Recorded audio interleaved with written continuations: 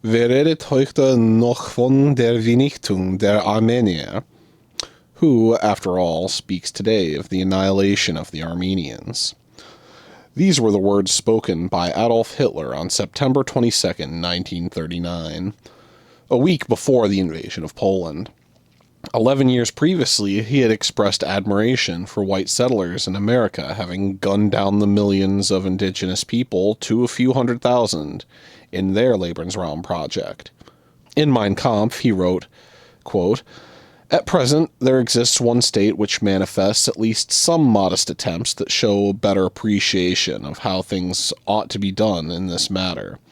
It is not, however, in our model German Republic, but in the USA that efforts are made to conform, at least partly, to the counsels of common sense. By refusing immigrants to enter there if they are in a bad state of health, and by excluding certain races from the right to become naturalized as citizens, they have begun to introduce principles similar to those on which we wish to ground the people's state."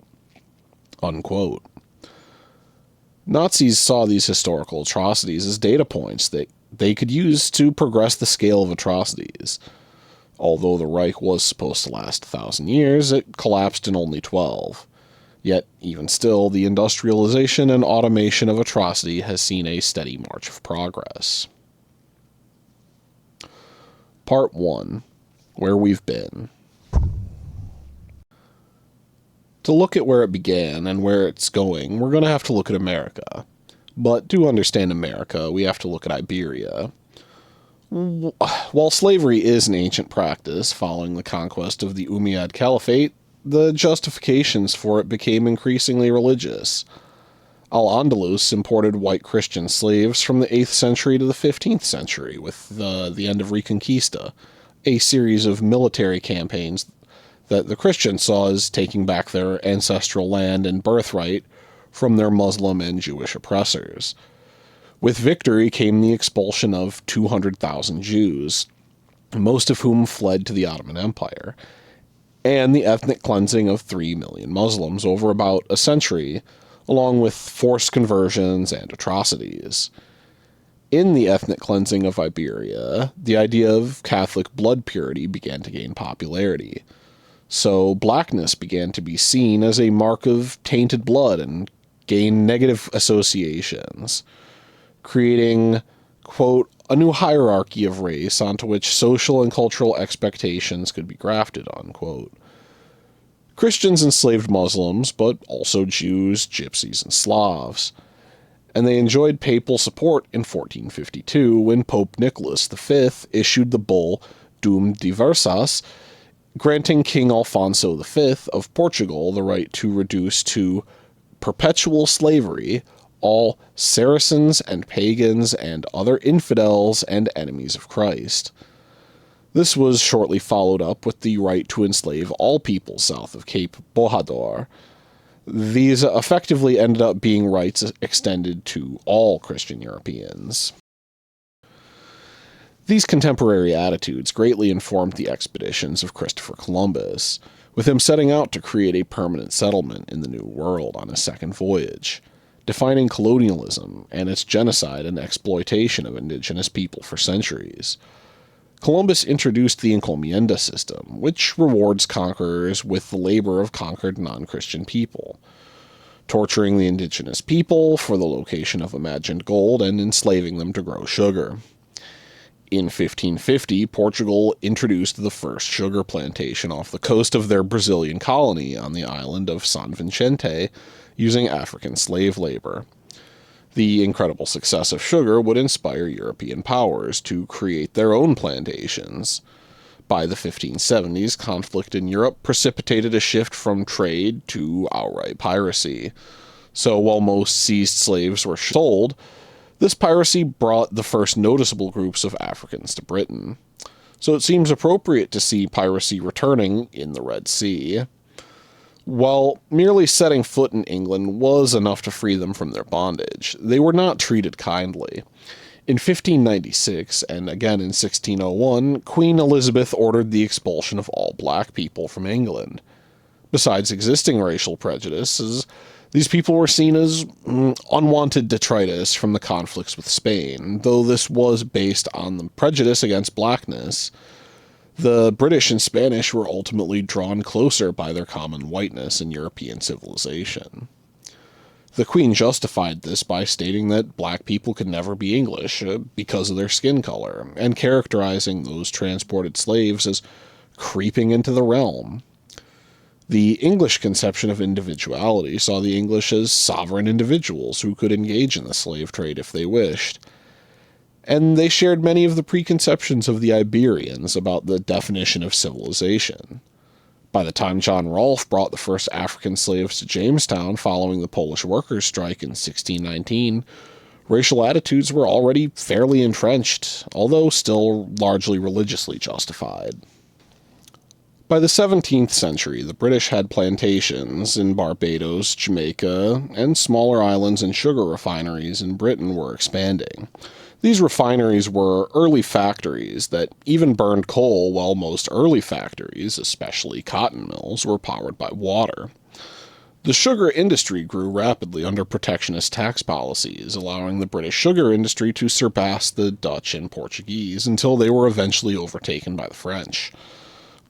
The sugar industry was a model for emerging industrial capitalism, and it was the startup capital. With how incredibly brutal sugar slavery is, the average life expectancy of a slave was just 7 years. These conditions were so atrocious that they led to the only successful slave revolt in French Haiti. This terrified slave societies like the U.S., which would go on to occupy and invade Haiti. The use of coal instead of water allowed workers to be concentrated in cities where they could be easily replaced. Coal could be privatized more easily than rivers, and it could power factories all year long and into the night. Enslaved non-whites could provide the raw materials for exploited white workers to process for the profit of capitalists. The first act of enclosure by Parliament was in 1604 and culminated in the General Enclosure Act of 1801. The effect of these acts was to greatly diminish the number of small landowners and force farmers off their lands into the cities where they would be forced to work for whatever wage they could get, providing the labor supply for industrial capitalism, the rapid progress of the industrialization and automation of atrocity. While Britain was entering into the Industrial Revolution, the U.S. was only just getting its independence and removing the natives, even the ones who had adopted civilized customs like black chattel slavery, of course. The growing conditions of the South had proved a good fit for the slave economy. So while the North gradually industrialized and moved towards capitalism, the South not only remained a slave society, it sought to expand slavery through conquest. As part of the manifest destiny to expand west and remove the natives, Americans began practicing piracy, or filibustering, based on a 17th century Dutch word for freebooter. In 1855, William Walker invaded Nicaragua with a private army, declared himself president, and re-legalized slavery. Texas was taken from Mexico in a similar way by private militias, with slavery re-legalized. The political divide between North and South over slavery ultimately culminated in the Civil War, with the capitalist North ultimately prevailing in no small part due to the advantage industrialization gave them in production and allowed them to fight the first modern war. Under Reconstruction, slaves were gradually freed in the South and eventually the border states, and the Freedmen's Bureau was established to provide reparations, famously 40 acres and a mule. Though, when Lincoln was assassinated, his vice president, Southern Democrat Andrew Johnson, who had run with him on a national unity ticket, ascended to power. Ultimately, Johnson and Southern Democrats in Congress were able to confiscate the land, strip funding from, and eventually get Congress to abandon the Bureau entirely by 77. Democrats succeeded in ending Reconstruction. Since the end of the Civil War, Southern states had been passing black codes to disenfranchise, intimidate, and re-enslave black people. The Freedmen's Bureau helped create labor contracts to replace the owner-slave relationship with a employer-employee relationship. But many freedmen ended up working on the same plantation under conditions that were not much different than slavery under a system of sharecropping. Debt peonage, in which people were enslaved to pay off a debt which may or may not even exist, and convict leasing, in which people under black codes, especially vagrancy, were sold to companies. These were all tools used to re-enslave black people. At the same time, slave patrols that had begun in the Caribbean and U.S. military were transforming into police departments. After the Civil War, the army was organized into new departments and of standing armies that engaged in more than 1,000 combat operations against indigenous peoples. The U.S. got its first taste of a maritime European empire after taking the remnants of the Spanish Empire in the Spanish-American War under the pretext of an explosion on the USS Maine. Perhaps the most troublesome of these acquisitions was the Philippines. The natives had been revolting against Spanish rule since 1896, and to avoid losing face, Spain turned over the Philippines to the U.S. in a mock battle at Manila. This marked the start of the Philippine-American War, a brutal colonial policing action that resulted in scorched earth, concentration camps, and the deaths of 250,000 civilians. This was when concentration camps were emerging in the context of colonialism, with Spanish use in Cuba, British use in the Second Boer War, Germans in Namibia, and American use in the Philippines. By 1909, the model was clear. As Berkeley Chief of Police August Vollmer put it, "For years I've studied military tactics and used them in good effect in rounding up crooks. After all, we're conducting a war against the enemies of society." This has been reiterated by Lyndon Johnson's War on Crime. As Genocide Joe Brandon said in 1982, crime is a national defense problem. And also, you're in as much jeopardy in the streets as you are from a Soviet missile. The Hamidii were a police force made up mainly of Kurdish tribes, but also of Turks, Yoruks, Arabs, Turkmens, and Circassians.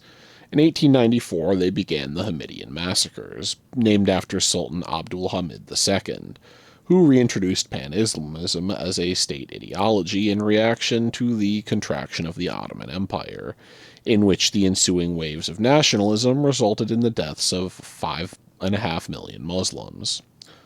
Though primarily anti-Armenian, the Hamidian massacres occasionally did kill other Christians, especially Assyrians. It's difficult to estimate the exact number of dead, but it's been placed between 80,000 to 300,000.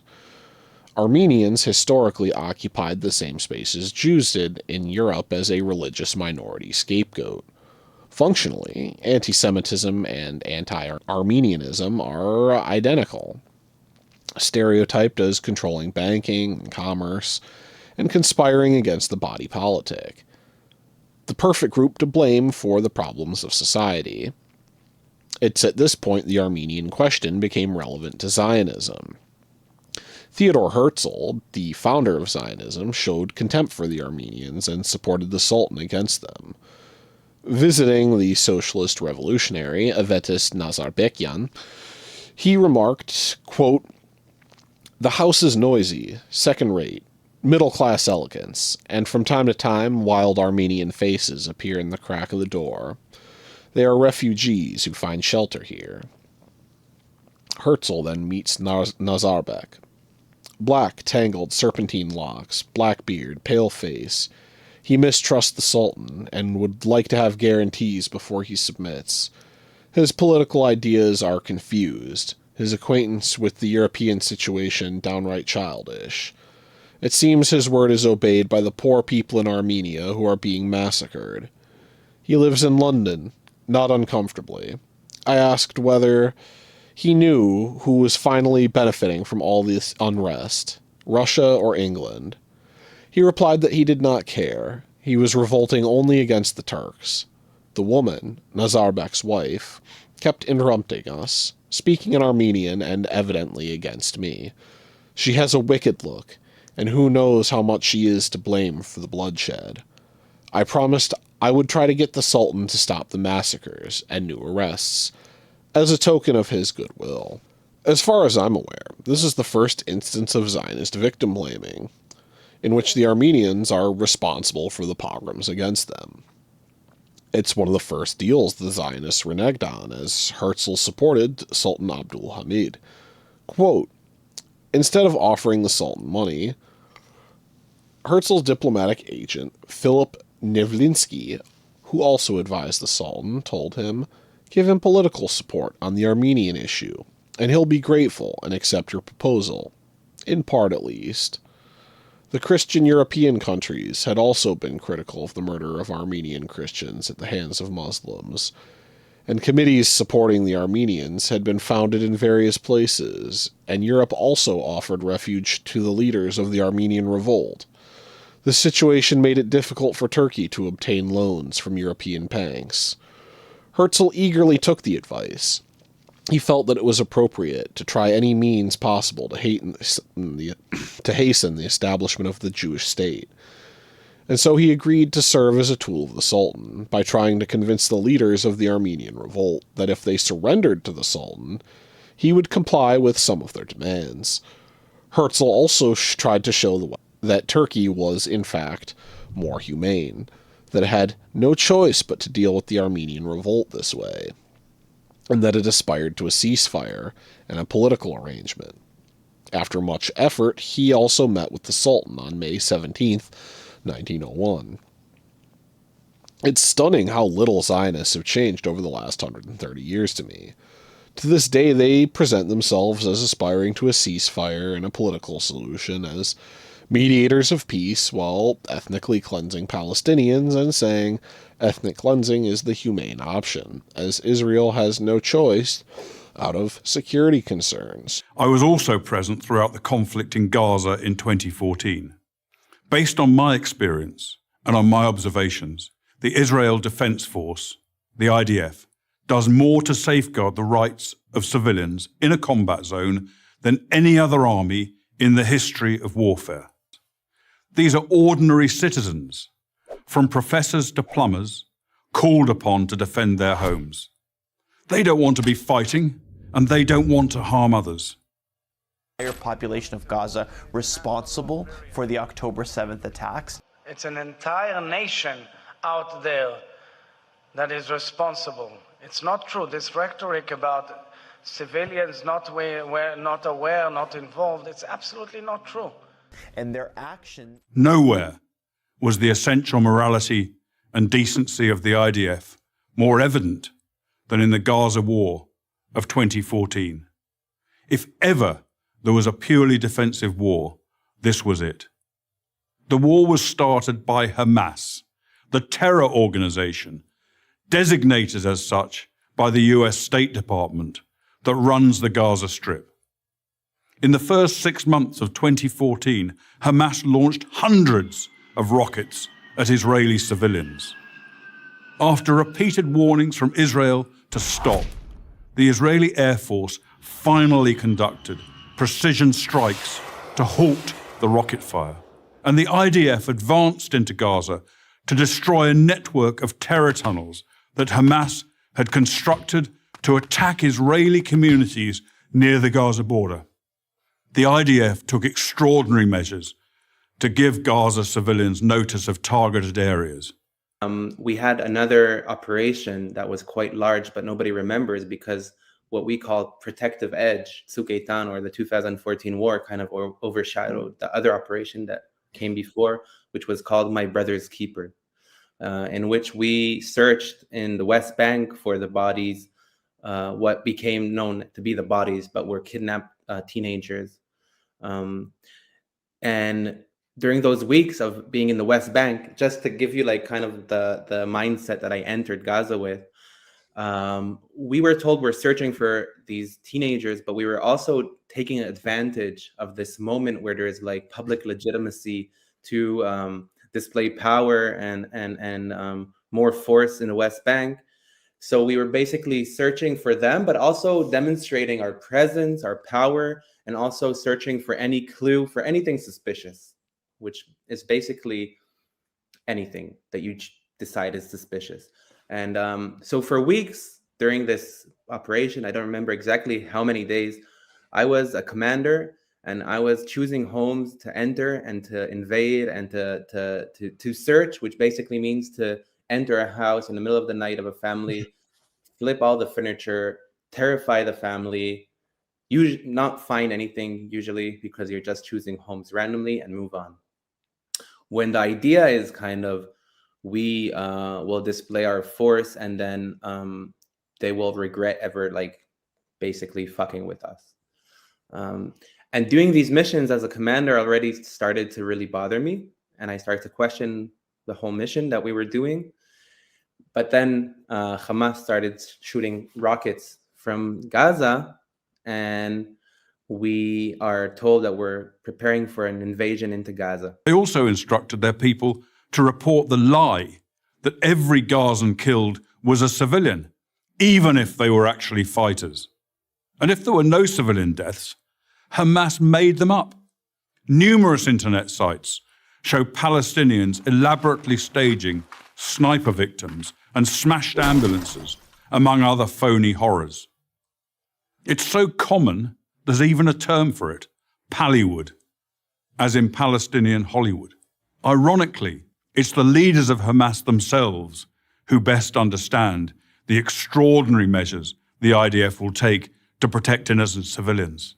But there's a difference between making an honest mistake and between Hamas that deliberately exaggerates numbers to suit its propaganda purposes. There's a huge difference. So it sounds like... Hold on. You said propaganda. Can we just deal with your colleague Ophir Gendelman's tweet? It's still up 7 days later. Why has it not come down? It's a Lebanese short film. We can put it on screen. It's not Palestinians faking their own injuries. Can we own up to that mistake and take that down? Is that not propaganda? Once again, I understand that was also a mistake. And so why is it still up 7 days later? I'll speak to Ofer about it if you like. I'll speak to Ofer about it if you like. He's Great. A friend of mine and a colleague. I quite like him. He's a good man. He's actually very effective. Why is he effective? Well, he speaks mother tongue level Arabic. Tweet, Mark. I agree. He made a mistake. Herzl's attitudes were in line with arch-colonialist Cecil Rhodes, as he writes in a letter to Rhodes, quote, "You are being invited to help make history. It doesn't involve Africa, but a piece of Asia Minor, not Englishmen, but Jews. How then do I happen to turn to you, since this is an out-of-the-way matter for you? How indeed? Because it is something colonial. You, Mr. Rhodes, are a visionary politician, or a practical visionary. I want you to put the stamp of your authority on the Zionist plan, and to make the following declaration to a few people who swear by you. I, Rhodes, have examined this plan and found it correct and practicable. It is a plan full of culture, excellent for the group of people for whom it is directly designed, and quite good for England, for Greater Britain. Now, this European colonialist attitude is at odds with the long Jewish tradition of standing up to oppression, which we've seen continually with people like Bernard Lazare, who had also fought against anti-Semitism at the Dreyfus trial and abandoned Zionism over the Armenian cause. In a letter to Herzl, he asks, quote, "How can those who purport to represent the ancient people whose history is written in blood extend a welcoming hand to murderers, and no delegate of the Zionist Congress rises up in protest?" End quote. This question would remain pertinent, as the Zionist movement would support Talat, the architect of the modern racist and Islamist Turkey.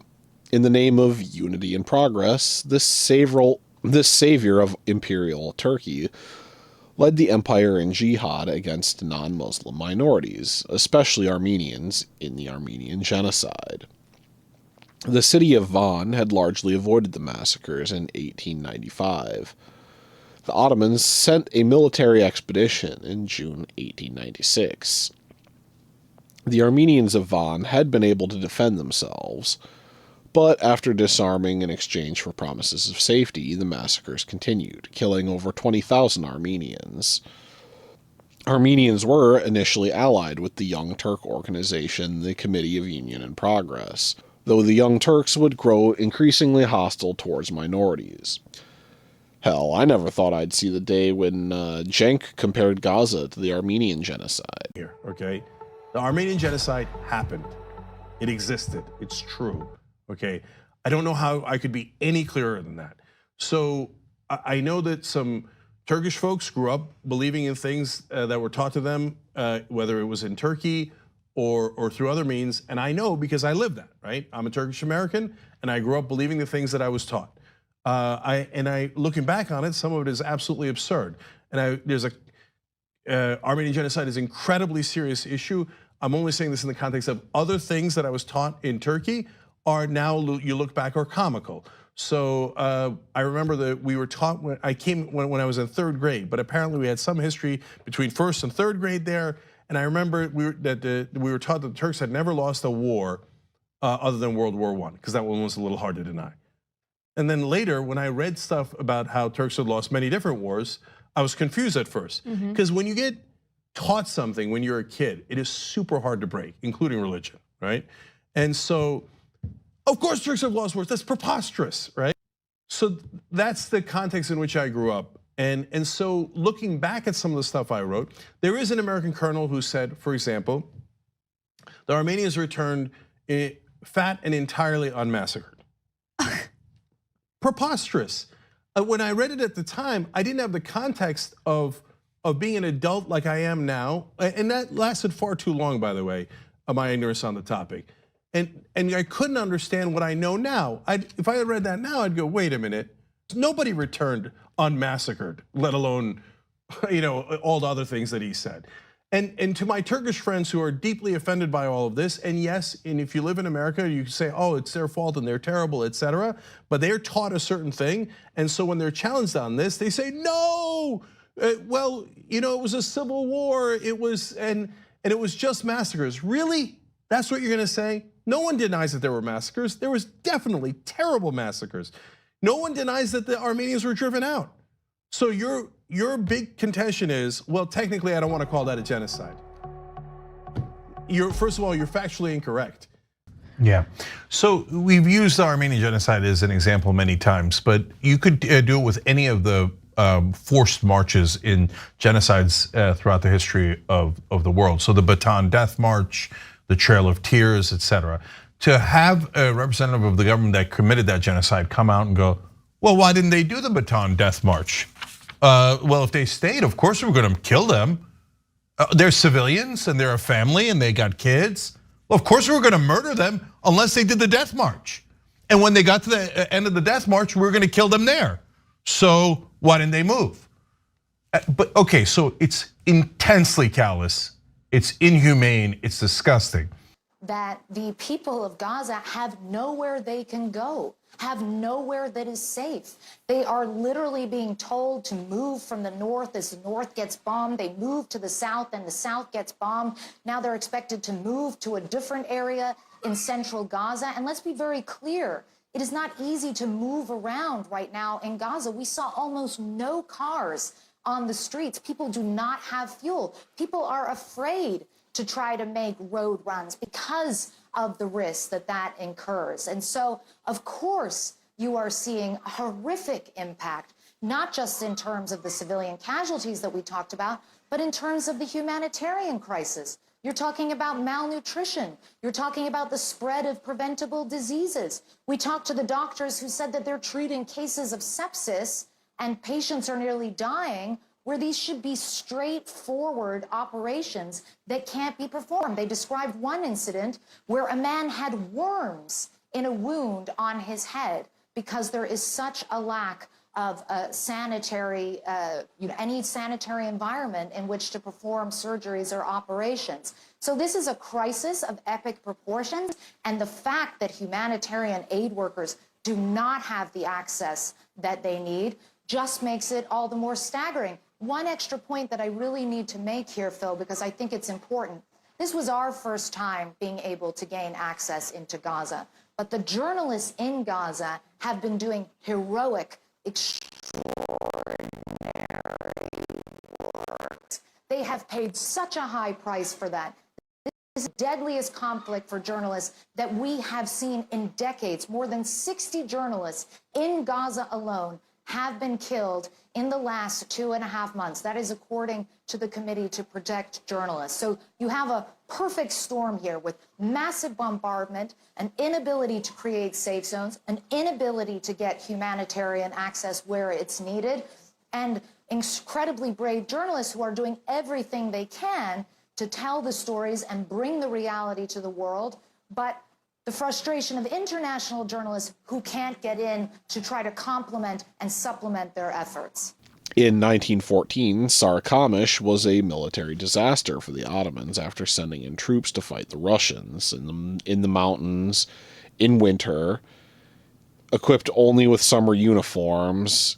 25,000 Ottoman soldiers froze to death in minus 30-degree weather before the start of the battle.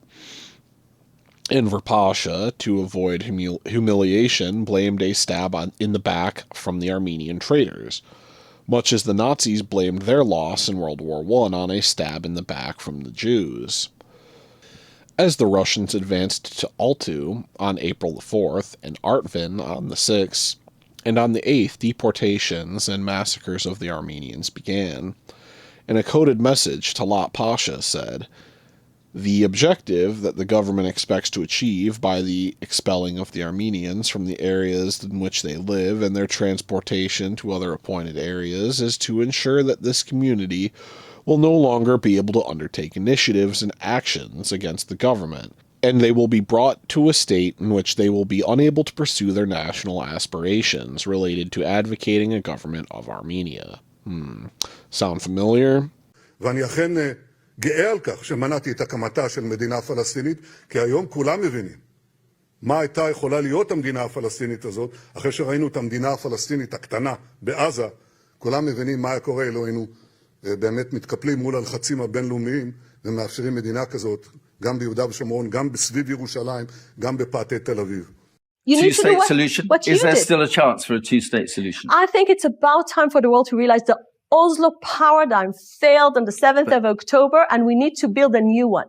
And in order to build a new one... Does that new one include the Palestinians living in a state of their own? Is that what it includes? I think the biggest question is, what type of Palestinians are on the other side? This is what Israel realized on the 7th of October. The answer is absolutely no, and I'll tell you why. Well, then how can there be peace? How can there be peace in the reason there is no peace Israel is because the Palestinians... without offering a state to Palestine, how can there be peace in Israel? Israel knows today, and the world should know now, the reason the Oslo Accords failed is because the Palestinians never wanted to have a state next to Israel. They want to have a state from the river to the sea. So the two-state solution is dead. Why are you obsessed with a formula that never worked, that created these radical people in the other side? Why are you obsessed with that? What I want to urge is against just saying two-state solution. Why? Because there's an emotional chapter here that must be dealt with. My nation is bereaving. My nation is in trauma. The cup of poison that Israelis have seen has been filled.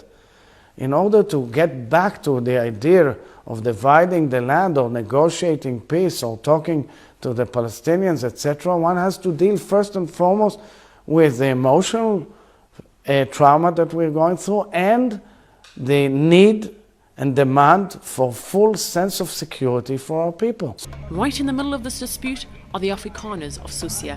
I'm not really interested in where the Green Line used to be or where it is going, because before the Green Line, there was the Jordanian law, and the Jordanian law claims that anybody that settles the land for 7 years, it belongs to him. And I am settling since 92. How long is that back? 20 years. So we've got the claim now. Nasser Nawaja does have a claim. He can trace his ancestry back more than 800 years here and insists that the land Jacob Talia is farming belongs to his family. We had Gaza, we have Gush Katif, cutting off little pieces for peace. It's not working, it's not the solution.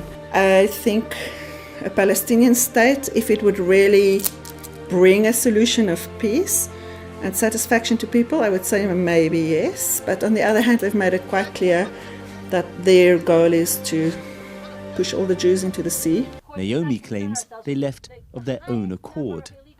She blames Palestinian and Western officials for encouraging, in her words, squatters.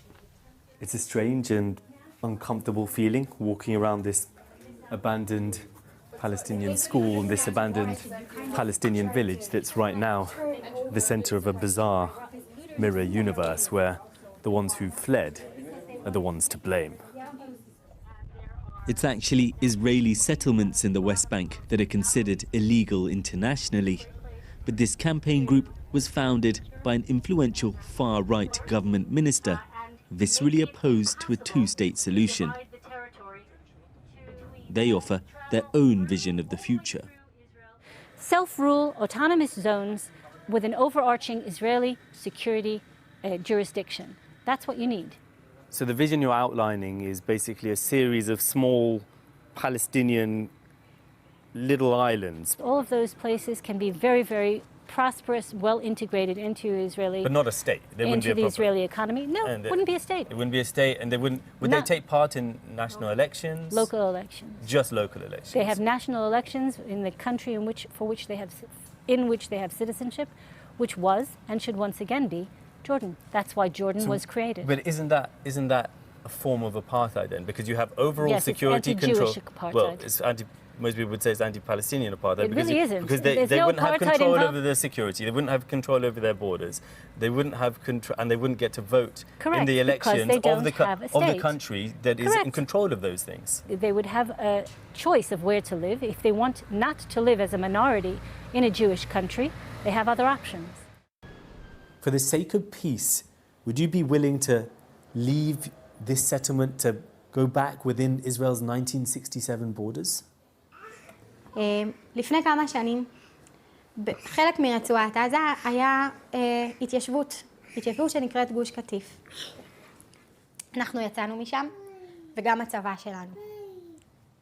אנחנו רואים היום מה קרה מעזה. אנחנו רואים כמה טרור יש שם. You'd like to see settlements once again in Gaza? I always told people that when I grow up, I'm going to live in Gush Katif. There is my dream for in Gaza. A little child. You can call it Gaza, I can call it Gush Katif. It's a dream that others share too. Inside a Gazan classroom, an Israeli soldier records a video. Children, he says, Gush Katif is coming back. Gush Katif!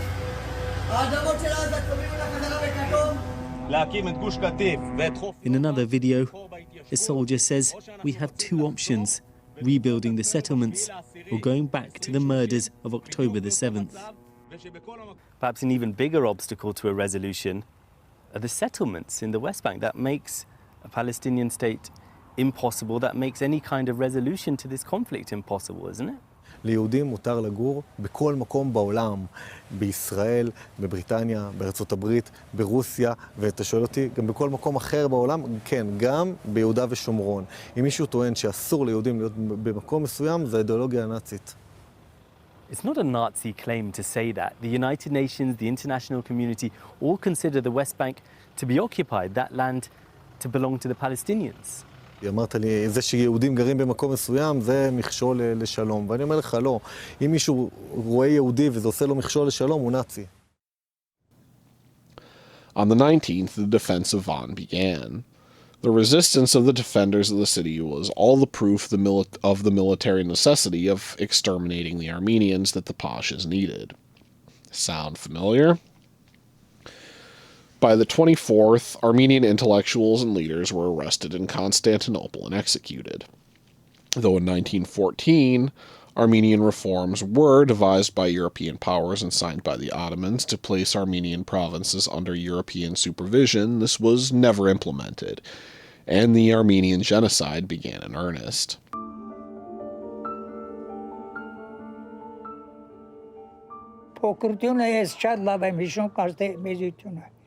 Ey dali, babas, kebushekiyuch, Türkeriz kız biz, mertiyera va geren, hostohob, canavarengek, khashtiga razanizer, pelete cerke, borkhapuma, shra, vize patatomu kashuma, այդ հիշում եմ փոքր եմ։ Գնացի մի սուտ գնացինք հասանք Արաբստան։ Երես բռնազացեր իրտես, հետո մենք այդ դաժաններն էլ նստած են ծերին իրանց ինչ կա։ Այդե խպելով պետո մեդո ով շարքի ծաղալի պետը խպում բախումա փախնի ֆլան։ Աքսորը շարունակում է Արաբստանից դերձորից արպա կետ որ դարեն ժողովրդին թապեն ընդե գոհդի ժողովուրդը այդ որ այդ մեն հայգա բանգա սա խավակում են շալոն սարքում են ձերը չի երևում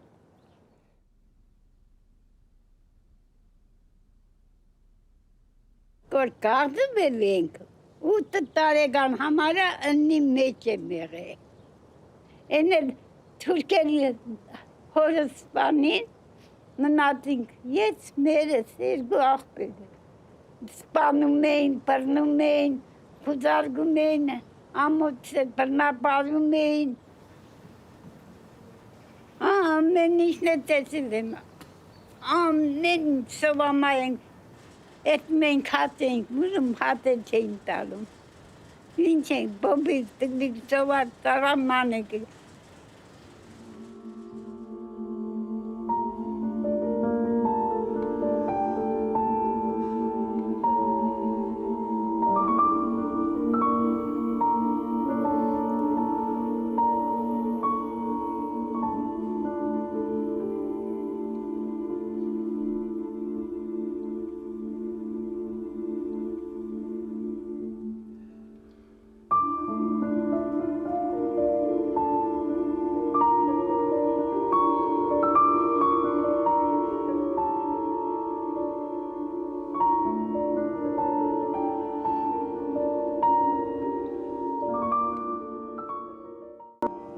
Շատ մեր գյուղը, մեր ժամերը, բանքերը, ինչ պետք է, մատ։ Հիշում եմ, որ կնացել ենք, կդել ենք, խաղթել ենք, մտել ենք, բոմ ենք ու բարել։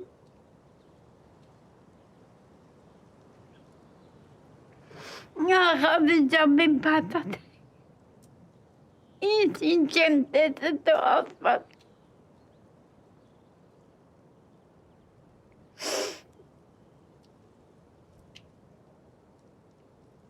Սաղազգութունը մլացել ենք, 30 օր ճանենք մլացել ենք, ես երկու աղբոր սաղցիկը, իմ թորները ես 4 սաղցիկը,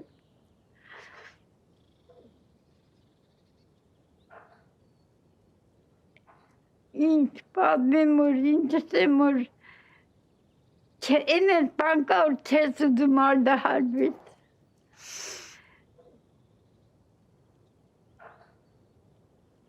Քոկը կդրես թուրկը, թուրկը կդրվի, համիդ մի հատ թուրկը նիտերս, դիկը նուչքի բարեմ, շիշը կարմստն եմ դաղեմ, ոնց իրանք մեզին։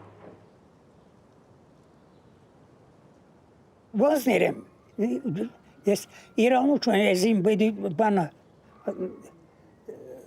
հային գծախեմ, Հայաստանը զախեմ, կեզ ներեմ, ինչ ասեմ, դու 1.5 միլիոն մարդը չարտեր ես, կեզ ներեմ ես չեմ գարա, գդրբավ ույսը սյացի դեգ, սուդ են խոսում եզել են, խապում եմ ես, նեղացա ես, շատ, ես էլ ուրախանում եմ, որ այսօր վաղա բիդե աստադի ծեղի ասպանությունը, դեսեր եմ, իշում եմ, բոլոր աշխարը գիդի, բախի չեն աստադում, բոլոր աշխարը,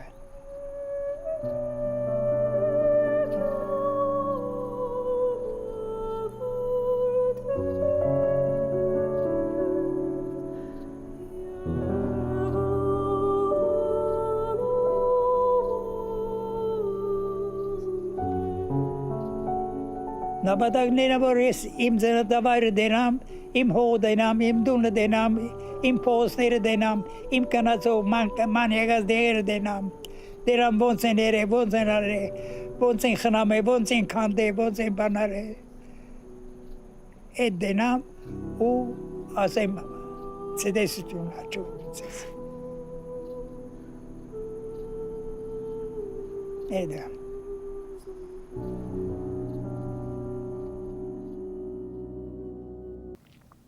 The creation of the Turkish ethno-state resulted in the extermination of Armenians from land they'd continually occupied for the last 2,000 years, along with Syrians and Greeks.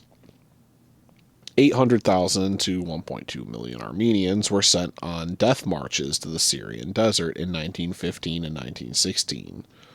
Driven forward by paramilitary escorts, the deportees were deprived of food and water and subjected to robbery, rape, and massacres, with the survivors forced into concentration camps, exactly like Israel is doing to millions of Gazans right now. Though this march is also being called the Trail of Tears. Exactly like Bibi, the Ottomans planned to deport Armenians into the sea, which involved sailing out and throwing Armenians off boats. With the Armenians, Greeks, and Assyrians destroyed, Turkey finally had an ethno-state, which would deny the genocide to this day with the enthusiastic assistance of the Zionist entity. And after assisting with literally throwing Armenians into the sea and covering it up, they would go on to accuse Armenians and Palestinians of wanting to push the Jews into the sea. Israel has continually not only denied the Armenian genocide, but tried to influence others into denying it. The Foreign Ministry and Yad Vashem have targeted a conference on Armenian genocide recognition, even turning Elie Wiesel into an asset to foil the conference.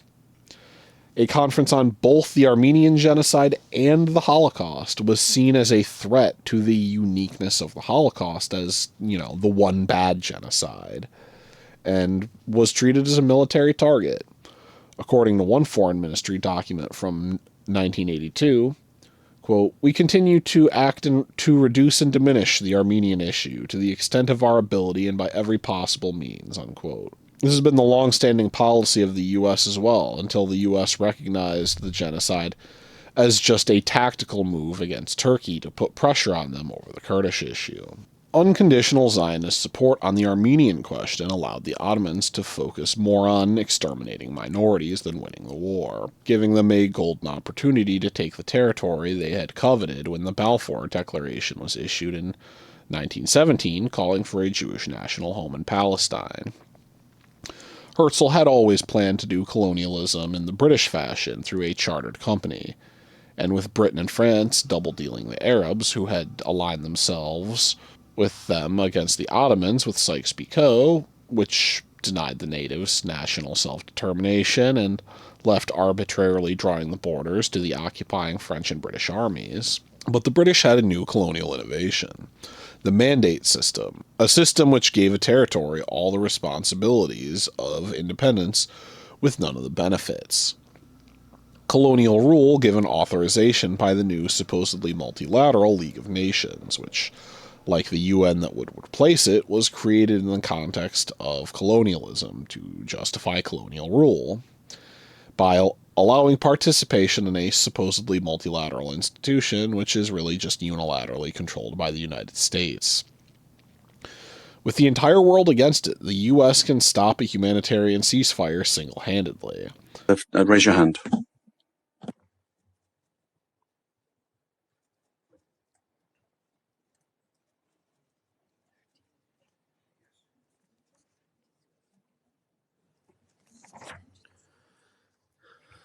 En contra. Against.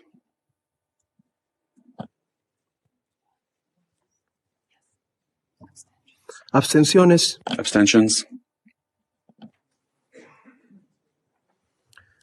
We do not support calls for an immediate ceasefire.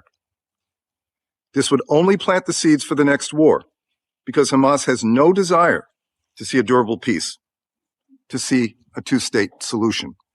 We are absolutely clear that Israel must be targeted and precise in achieving that goal. The Prime Minister and the Foreign Secretary of the UK have delivered this message and will continue to do so. Civilians must be protected. A ceasefire means that the suffering of all will carry on. A ceasefire cements Hamas's control of Gaza. But even more than that, calling for a ceasefire sends a clear message that Hamas is forgiven for their deliberate atrocities, and Hamas's oppression of Gazans is given a green light by the international community. Western democracy has always been about minority rule, and with only 13% of the world's population, Western countries represent most of the staff, funding, and decisions of the UN. 3 of the 5 permanent seats in the Security Council belong to Western countries that only have a fraction of the population of countries like India that don't even have a seat. And all the real power of the UN exists in the Security Council, not the General Assembly. Following the failure of the League to prevent World War II, it was dissolved and replaced, which brings us back to the beginning. It's no wonder Hitler believed that no one would speak of the annihilation of the Poles. He was following a successful model of settler colonialism which had worked for hundreds of years, and he saw Europe would even turn a blind eye to the extermination of other white Christians, and even support the perpetrators as long as it was politically expedient. If white Christians were fair game, then Jews definitely were. The Nazis took all the advancements in colonial atrocity, especially those from the Armenian genocide, and progressed it even further. When massacres, deprivation, and death marches proved insufficient to destroy the Jews of Europe, the final solution to the Jewish question, a Nazi euphemism for genocide, reached its second phase with the creation of the infamous extermination camps, culminating in the extermination of 6 million Jews in the Holocaust, along with the genocide of some 17 million Slavs and others who were considered subhuman. Just as with the Armenian genocide, these deportations were justified as necessary for security concerns, not intentional killing, and, there would be consequences for saying that it is. Yet it's precisely because of their connection to the Armenian genocide that Zionists tend to characterize the Holocaust as the ultimate evil, rather than just as an extreme form of settler colonialism, because that's what they're doing. They have to revise history to make the Nazis look like the penultimate evil, so they can say their current enemy is worse than the Nazis, saying at least the Nazis felt bad, or that Hitler didn't want to kill the Jews until al-Husseini talked him into it. Are you really saying that Hamas are worse than the Nazis? Well, I am, yes, in one way in particular, which is that as anyone who's seen the result of the atrocities of the 7th of October will know, and anyone who's seen the raw footage from that day will know, there's an oddity about Hamas which just needs to be highlighted better. And that is this, everybody talks about the Nazis, everyone in our era in Australia and Britain, and Europe and America and the West, they seem to think the Nazis is the only point of comparison. But for once, there is a comparison worth making, because the Nazis, even the SS battalions who were shooting Jews in the back of the head and kicking them into ditches, had to get very drunk in the evening to try to forget what they were doing. They were the people who did these atrocities mainly, it seems, although they were completely guilty of them, did feel some shame for them. Remember that the Nazis even tried to cover over Treblinka death camp as they retreated. Now, there's a difference, which is that the Hamas terrorists of October the 7th actually rejoiced in their acts of evil as they were carrying out. They actually boasted about them. They portrayed Jews as incapable of evil by virtue of being Jews. When the ICC investigates Israel for fake war crimes, this is pure anti-Semitism. The court established to prevent atrocities like the Nazi Holocaust against the Jewish people is now targeting the one state of the Jewish people. First, it outrageously claims that when Jews live in our homeland, this is a war crime. Second, it claims that when democratic Israel defends itself against terrorists who murder our children, rocket our cities, we're committing another war crime. At least when Jews aren't being, anti-Semites by protesting Israel.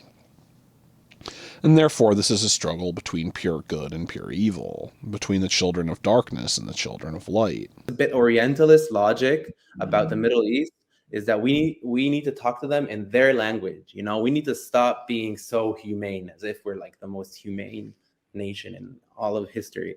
And we need to start understanding that we're in the jungle and we need to play according to the jungle rules. To a lesser extent, the U.S. has used the same language about being the protectors of democracy and peace, rather than a racist settler colonial state. During the war, the U.S. began to make efforts to stamp out black chattel slavery for the sake of the propaganda war with Circular 3591, instructing the FBI to not rely on the element of debt, and to prosecute these cases as slavery, because people like John W. Pace were successfully arguing in court that since there was no debt, they were practicing slavery and not peonage. It wouldn't be until May Lewis Miller was freed in 1961 that the practice of black chattel slavery finally ended in America, only to be replaced with the drug war and mass incarceration.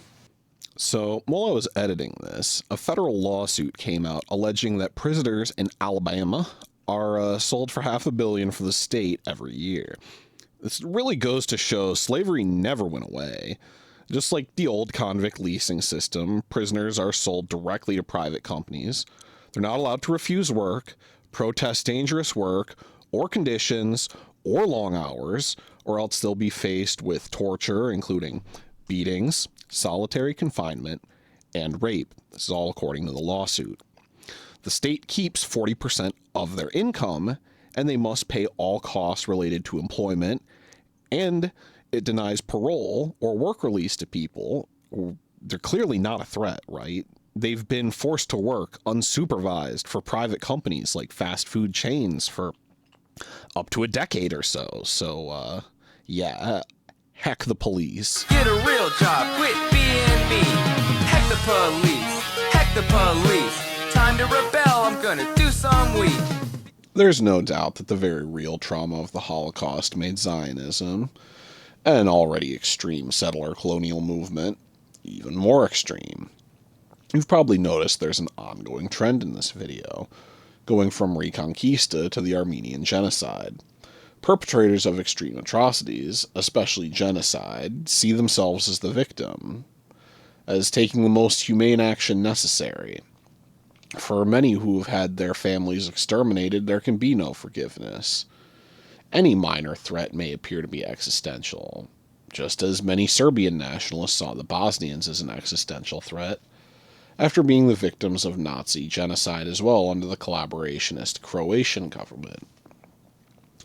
Many Zionists saw Palestinians as an existential threat, and even collaborators, despite the fact that 12,000 Palestinians had volunteered to fight the Nazis. So, while outwardly asking for a national home, the Zionist movement would stop at nothing less than a Jewish ethno-state. Any acceptance of partition would be tactical to create a springboard for more territorial conquest. Under the mandate system, the Palestinians had only been offered an advisory role in government, and were disarmed and dispossessed, while the Zionist terrorist militias like Stern Gang, Irgun, and Haganah were armed and trained by the British and effectively made up a standing army. Having everything to lose and nothing to gain, Palestinians rejected the partition plan created by the UN General Assembly, at the time comprised mostly of colonial powers and their colonies. Even Haiti comes back into our story, with it voting in favor of partition in exchange for a $5 million loan following American occupation. The Philippines comes back too, as Philippines Representative General Carlos P. Romulo stated, quote, "We hold that the issue is primarily moral. The issue is whether the United Nations should accept responsibility for the enforcement of a policy which is clearly repugnant to the valid nationalist aspirations of the people of Palestine.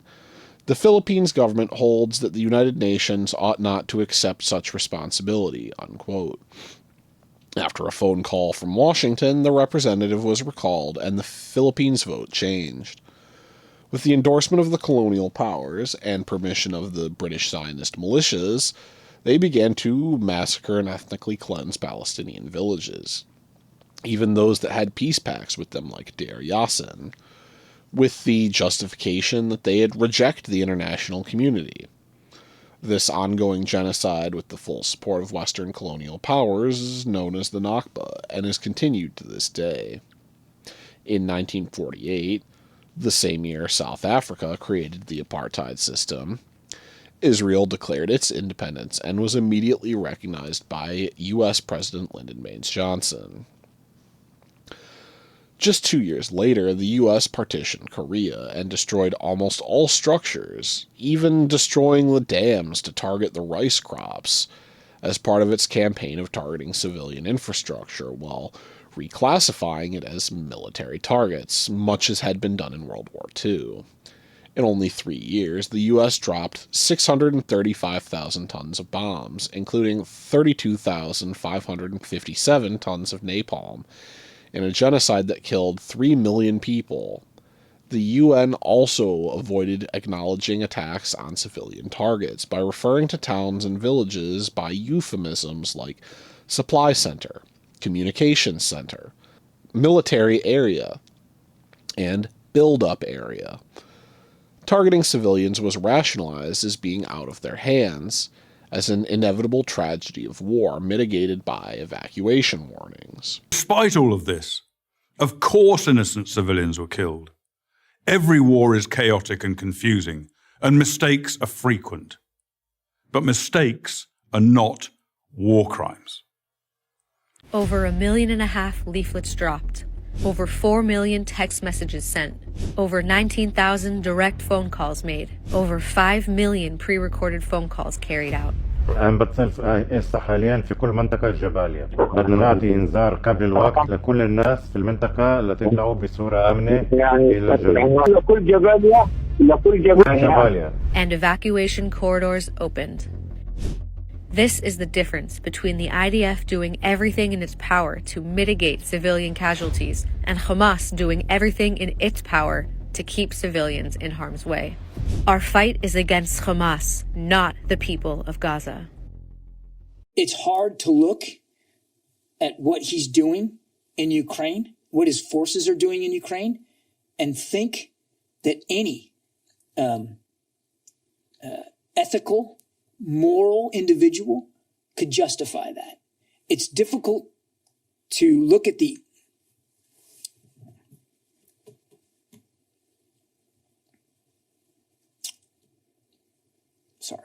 It's difficult to look at some of the images and imagine that any well-thinking, serious, mature leader would do that. Being honest about the fact that there have been civilian casualties and that there likely will be more is being honest, because that's what war is. It's brutal, it's ugly, it's messy. I've said that before. The president also said that yesterday. Doesn't mean we have to like it. It is not the Israeli Defense Forces strategy to kill innocent people. It's happening, I admit that. Each one's a tragedy, but it's not like the Israelis are sitting around every morning and saying, hey, how many more civilians can we kill today? Let's go bomb a school or a hospital or a residential building and cause civilian casualties. They're not doing that. They're trying to go after Hamas.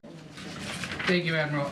You're being asked these questions because the president has a tendency to say things about foreign policy and leave them hanging, and we don't get to ask him to clarify himself, so apologies if this gets pedantic for people listening. But did he misspeak yesterday when he said that Israel was carrying out indiscriminate attacks? You had the opportunity to hear him yesterday on foreign policy when he stood next to the president of Ukraine, so I take issue.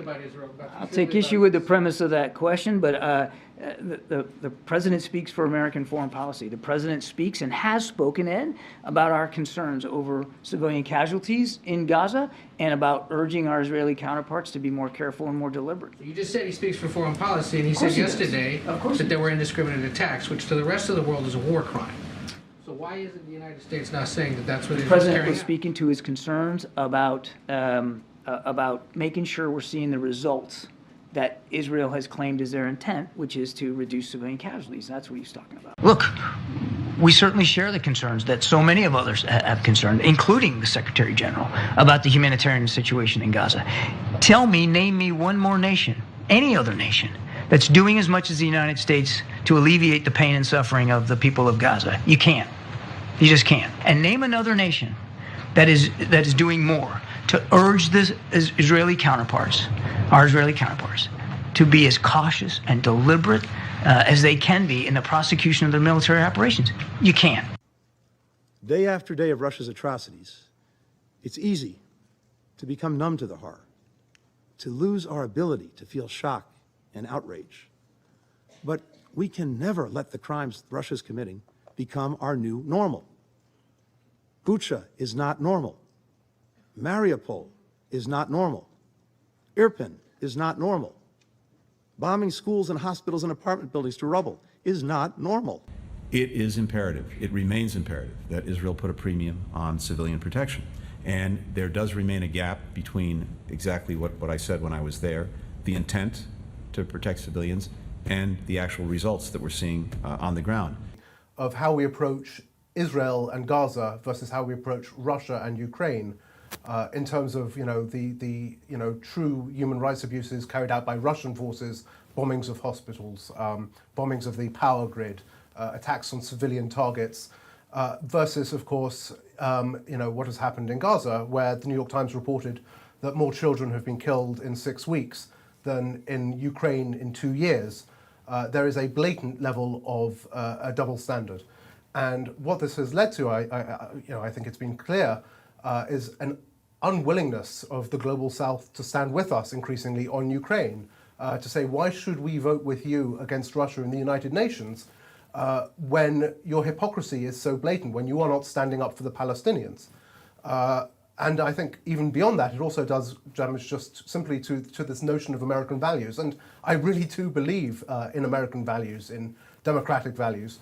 I think we undermine the argument we are trying to make on the global stage against our adversaries when we are simply seen to just walk away from them or turn a blind eye. Every year in Israel, we have what we call a round of violence, which is a normalized way of calling basically aggression, escalation, war, violence. Every time this happens, which is quite often, it brings me back to that moment where we crossed the fence into this place that we've never been into, and we only heard scary things about, where everybody inside are terrorists that want to kill you. The logic behind the way we fight in Gaza, the way I experienced it, and I don't think it changed ever since, is that you tell the residents of a certain neighborhood that you want to fight in, or you want to conquer, that you're coming in, and they have to leave. They have an X amount of time to leave. So once you warn them, in your eyes, whoever stayed is either actively participating in the war as a Hamas member or collaborating because we told them to leave. So once you warn the population, this area becomes a battleground. It's not a neighborhood anymore, at least in your eyes as a soldier. You did your part, or you did what you needed to do to tell them to get away. So if they stay, it's their fault. And you don't really stop to think about that too much. And most people don't also after they leave the army. And for many in Israel, that's even considered something that's too humane. Like, why are we doing this? When actually it's just a way of legitimizing the area to be a battleground. There were children with just massive burns down their faces, down their necks, all over their limbs. And because the hospitals are so overwhelmed, they are being discharged immediately after. And they're being discharged to these camps with no access to running water. There's 50,000 people at that camp now in 4 toilets. They're given 2 hours of water every 12 hours. There's 4 toilets for 50,000 people. Yes. And that's where we were living too. And they have these fresh, open burns and wounds and partial amputations that are just walking around these conditions. And parents are bringing their children to us going, please, can you help? Please, can you help? And we have no supplies. They didn't leave our side for a second. You're the national staff. The national because staff. They feared for your safety, even at the border crossing. They made sure they were standing between us and desperate people. They made sure that they were talking to every official that they could find, trying to push us through, trying to get us on the bus, trying to get us out. And we're standing there and we're watching these incredible men who have sacrificed everything for us, who have sacrificed time with their families, their own physical safety, their own water supply they were giving to us. And we're watching them fight to get us across the border, knowing that we were not bringing them with us. And they didn't waver. Ibrahim was right in the front, with our passports fighting so hard to get us on, and we get to Arish that night and find out his parents are dead. We either would have starved to death or run out of water. They were the ones that negotiated all of that. Gaza's a small city, so everyone knows everyone, and they would call in favors and call their friends and say, who do you know that has food? Who do you know that's open? Where can we get this? And they would drive all over the place to find water.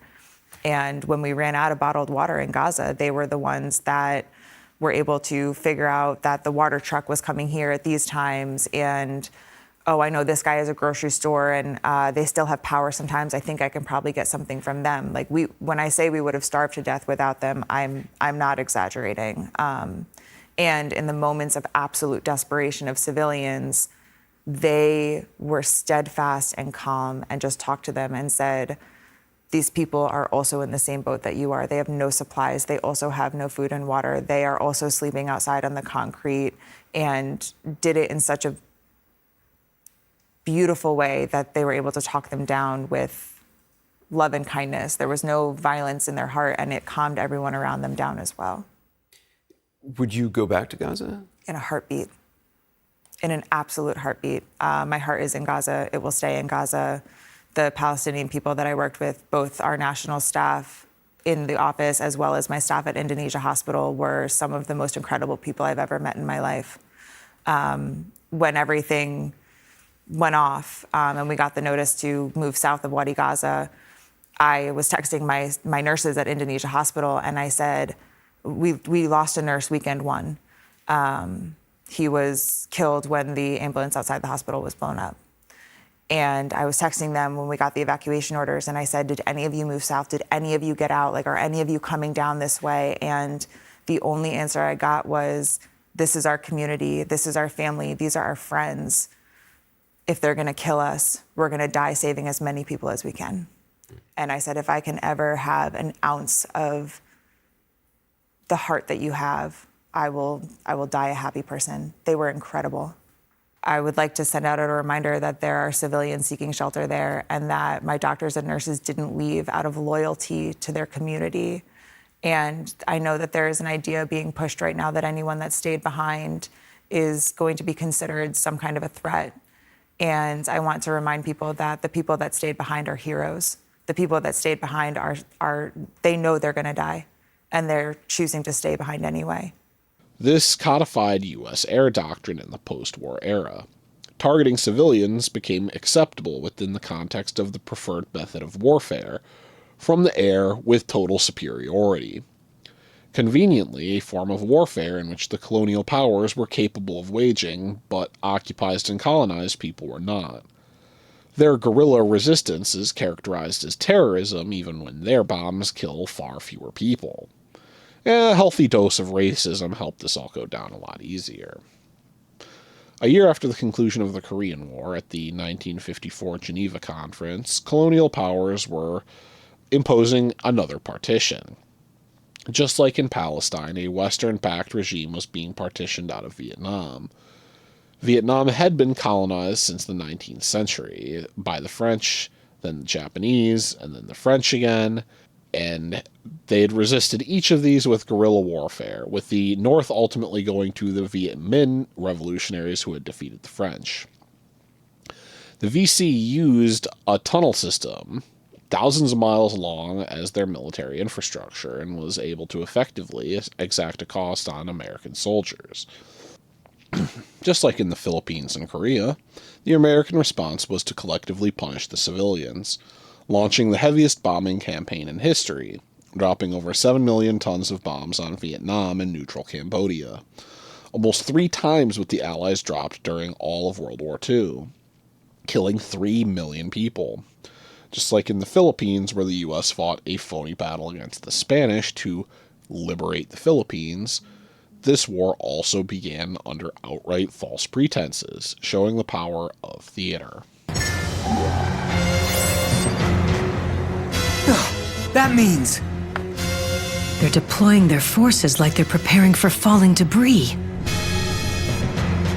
It can't be. That means they have another one of those things.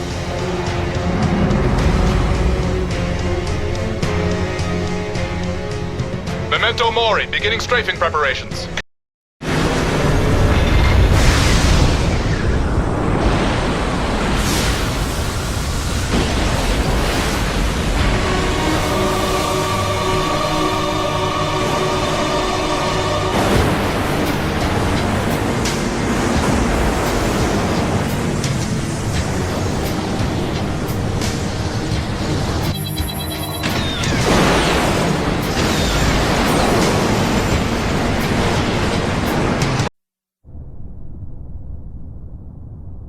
It has been 4 months since Breakpillar, the unprecedented act of mega-terrorism by anti-Federation forces. Countless victims and their families are still struggling to cope with this tragedy. However, thanks to the Memento Mori, the complete collapse of the orbital elevator was averted. We're also seeing the unusual weather caused by the disaster beginning to subside. And so today, humanity welcomes a new day of revival. Thanks to technical assistance from Federation member states, the supply of power from Africa Tower has been re-established. On this joyous day, as the first president of the Earthsphere Federation, I make this solemn vow. Concurrently with this revival, a new battle begins today. To prevent further acts of terrorism, the command structure of the Federation forces will be merged with the autonomous peacekeeping force, the Allies. We will eradicate the dissident elements and focus all of our efforts towards creating a true united world.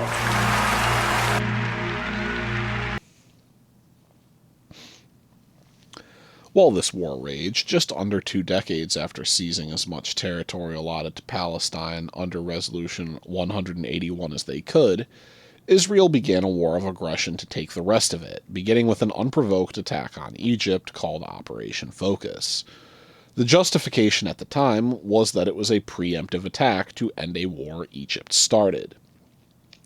But 2 Israeli prime ministers, Rabin and Begin, along with many ministers and generals, have admitted that they did not believe Nasser intended to go to war, nor that he could threaten them even if he did. But still, the Holocaust, the threat of total extermination as the Jews are pushed into the sea, was invoked, and lives on to this day in Israeli national mythology. With what are known today as the occupied Palestinian territories under Israeli control. Israel's complete rejection of UN Security Council Resolution 242 and the formation of the special relationship in the 60s, going undeterred despite the deliberate attack on the USS Liberty, Israel began to adopt the American air doctrine of collectively punishing civilians with U.S. munitions in what they called the Dahia Doctrine, and used it extensively in the occupied Palestinian territories in Lebanon. Over 75 years, the apartheid of the Israeli system has progressed past South African apartheid. And having reached the final stage of settler colonialism, Israel and their allies are beginning the expedited destruction of the indigenous population. We begin today's show with the acclaimed Russian-American writer Masha Gessen, scheduled to receive the prestigious Hannah Arendt Prize in Germany today. But the ceremony had to be postponed after one of the award's sponsors, the left-leaning Heinrich Böll Foundation, withdrew its support for the prize after Masha Gessen compared Gaza to the Warsaw Ghetto in a recent article for The New Yorker titled, "In the Shadow of the Holocaust: How the Politics of Memory in Europe Obscures What We See in Israel and Gaza Today." That people facing circumstances like my parents, and I had abandoned them. So, if even I had abandoned them, not making any claims to sainthood, but simply the fact that I invested 40 years of my life in that conflict and finally had to resign myself to the fact that nothing can be done. So, does it really surprise you? Is it really a shock that a couple of days ago, the people of Gaza, most of whom, let's bear it in mind, most of whom were born in that concentration camp. Mm-hmm. They were born into it. Does it really shock you that they would do something desperate to break free of that concentration camp? And who dare criticize whatever tactics they employed? I am not approving it, but I am not disapproving it, because I don't know what I would do if I had been born into a concentration camp and spent 20 years of my life there. Yeah. We have to understand that the UN Convention on the Prevention and Punishment of the Crime of Genocide from 1948 requires that we see special intent for genocide to happen. And to quote the convention, intent to destroy a group as defined as racial, ethnic, religious, or national, as such, that is collectively, not just individuals. And this intent, as we just heard, is on full display by Israeli politicians and army officers. Since 7th of October, we heard Israel's president.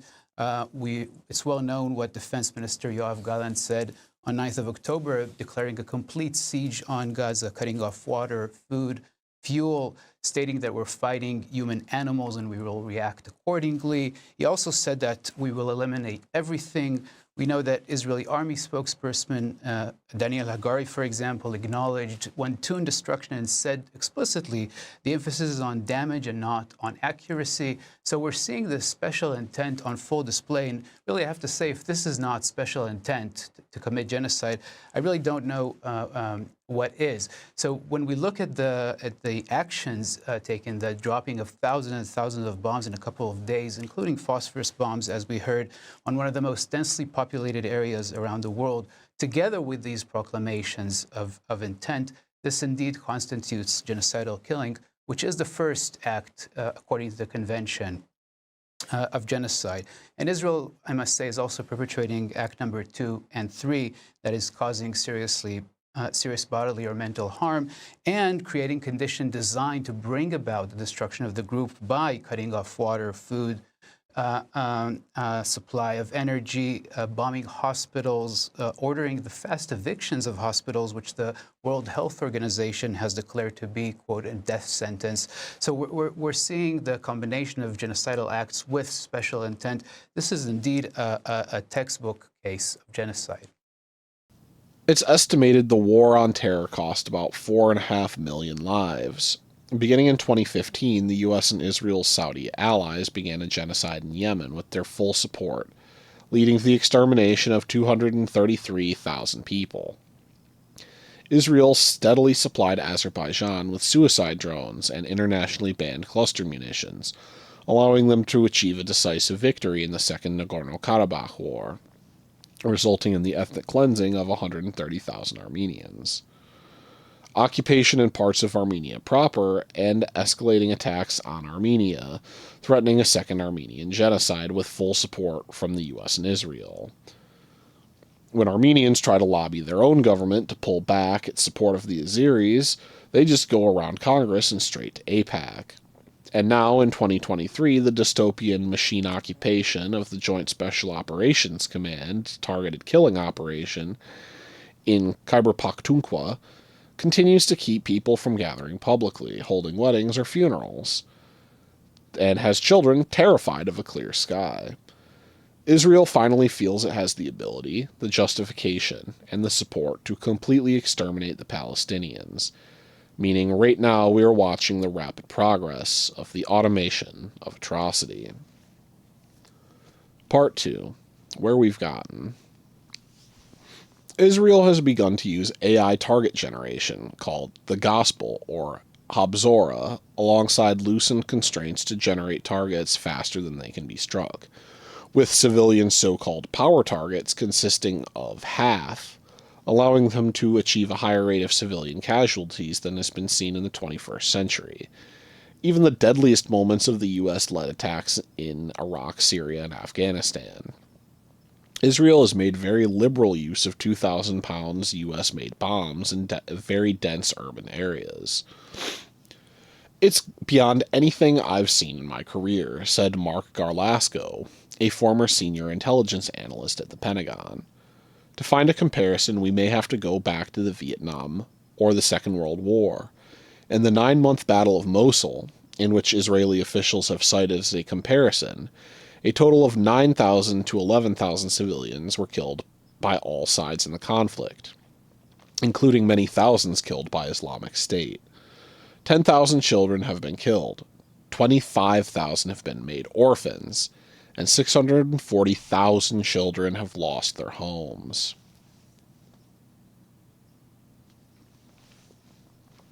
The main intent of Israeli terror bombing has been to harm Palestinian civil society. Now, with hundreds of deaths considered acceptable to try and hit a single militant, one has to consider that with 30,000 people in the Al-Qassam brigades and 2.3 million people in Gaza, reaching the stated objectives of destroying Hamas would mean killing every civilian in Gaza just with conventional weapons, to say nothing of the destruction of Gaza's capacity for life. One source said, quote, "Nothing happens by accident. When a 3-year-old girl is killed in a home in Gaza, it's because someone in the army decided it wasn't a big deal for her to be killed, that it was a price worth paying in order to hit another target.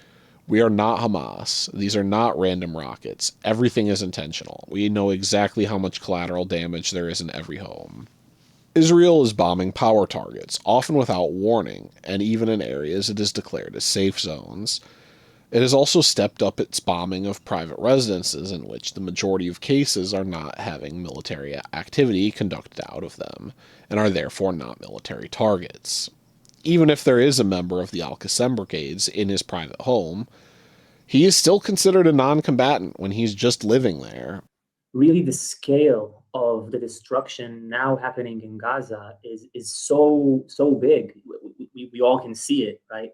That even people who are part of that system, who are there, felt like they were shocked, right? They all came after the collective trauma, the massacres of Hamas on October 7th. But as they began to see what they were asked to do, many sources felt that it was honestly unjustifiable. Is an extremely illegitimate target where you knowingly drop a bomb that weighs a ton on a house of somebody who is part of Hamas's military army, but they are not in a place where fighting actually takes place, right? They're at home. And you kill not only that person, you kill all of his family members and often all the neighbors in the building. One source that actually did this told me that when he was doing it, he thought it would be like if when Israeli soldiers go back home on the weekends to their families and, you know, go to sleep and meet their parents, and a militant group would bomb their homes, killing all of their families, and then claim that they were using their families as human shields. And when you have AI and when you have these capabilities to sort of create these sorts of targets on a massive, massive scale, that could be partially, it's not the only reason, but part of the reason why, you know, the destruction in Gaza is so massive right now. It is true. I mean, this idea of intentionality is playing such a major role in the way the West understands violence and in international law as well. But I think that when you look at a system like Israel's system, where you have a loose definition of what a military target is, when you knowingly, right, you knowingly are not killing, you know, you're killing hundreds of civilians knowingly to strike one target. When you can do that, you can multiply that, you know, using artificial intelligence. When you have all of these factors combined, does intentionality even matter anymore? Yeah, exactly. I mean, sources told me that they were, you know, bombing these buildings because it was a way to make civilians in Gaza feel like Hamas is losing control, right? To make civilians in Gaza feel like their leadership betrayed them, to make them film these, you know, super iconic high-rises and post them on social media, and that creates deterrence. This is the way they thought about it. Now, look, in the past, in 2021, they bombed a high-rise that had the AP and AFP media outlets. Perhaps you remember. Sources have told me that was a power target, right? So in 2021, they bombed 9 power targets. And they evacuated them from civilians because the idea was to destroy the buildings, not kill the civilians. Now, in this operation, the military has said on the 5th day that they bombed 50% of the targets the military bombed were defined as power targets, more than 1,000. So from 9 to over 1,000. Now, I haven't spoken to the sources who bombed power targets this time. I don't know, if the same evacuation protocols were in place. Looking at the hundreds of children who were killed, looking at examples of high-rises that were bombed while civilians were inside, while journalists were inside, I am assuming, right, and this, investigative journalists are welcome to continue this work. I think there's a lot to uncover here. I'm assuming that these power targets were bombed without the same type of evacuation protocol. Again, killing civilians for a type of targets that, as you say, its focus is on harming the civilian population. Such as Professor Rafat Al-Arir, who was targeted by Barry Weiss after replying to a tweet about the claim, which has since been debunked by Haaretz, about a baby in an oven, asking if they did or didn't use baking powder. This has led to his actual targeted assassination by the IDF. Or journalist Ahmed Al-Mouk, whose home was bombed without warning, killing his entire family. Or journalist Wael Dadu's entire family being assassinated in a supposed safe zone. While editing this, Israel actually tried to assassinate him again. This pattern of targeting safe zones after ordering civilians to move to them suggests Israel is using evacuation as a pretext for ethnic cleansing and to maximize civilian casualties. The use of electronic maps and QR codes to coordinate the so-called evacuation does more to make Israel appear to be precise, even though they can't get through with the power and communication shut off. Giving people a QR code on social media when you've cut telecommunications, there's no electricity, and the maps themselves are confusing and error-ridden, it is a cruel joke. There's nowhere to go in Gaza. The shelters in the few areas that are supposedly designated as safe zones are overcrowded and unsafe, and the Israeli military has not committed not to attack people in those so-called safer areas. Some of the airstrikes yesterday that killed people were in Rafah, and that's the area where the Israeli military told people to come through. There's no safe place in Gaza. There are a lot of innocent people being killed by bombs that Israel is raining down upon Gaza. I think it will be seen that the IDF really has done everything that is humanly possible to try to safeguard innocent civilians. It's very hard to believe that, especially on a day when one of our producers lost 9 members of his family who are not members of Hamas, not members of the Palestinian Islamic Jihad, not members of any group, just 9 people just trying to live their lives. First of all, I extend my sorrow to him and my sympathies.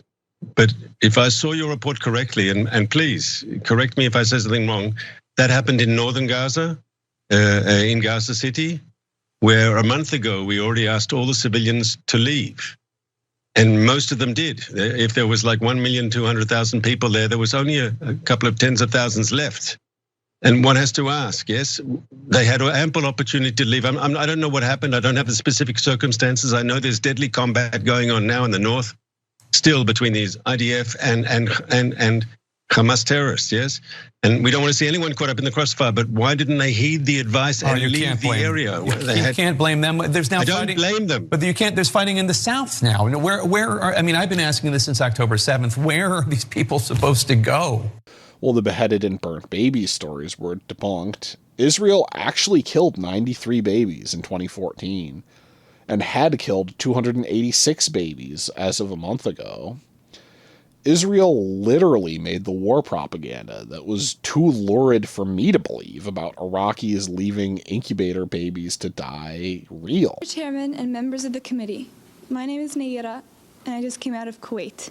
My sister, with my 5-day-old nephew, traveled across the desert to safety. There was no milk available for the baby in Kuwait.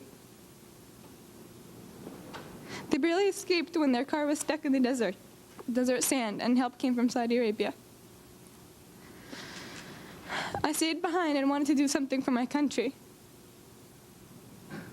The second week after an invasion, I volunteered at the Al-Adan hospital with 12 other women who wanted to help as well. I was the youngest volunteer. The other women were from 20 to 30 years old. While I was there, I saw the Iraqi soldiers come into the hospital with guns. They took the babies out of the incubators, took the incubators, and left the children to die on the cold floor. It was horrifying. I could not help but think of my nephew. ستشاهدون الآن مشاهد مروعة لهذه المشفى. ستشاهدون الآن خدج رفض الجيش الإسرائيلي إخراجهم وعمل على منع أي أحد إخراجهم من المشفى. They promised to send ambulances to evacuate the babies after forcing the evacuation of the hospital, and then just left them to starve and rot. Now they're shifting to the still unverified sexual assault, a subject loaded in the Western mind to imagine brown hordes raping white women.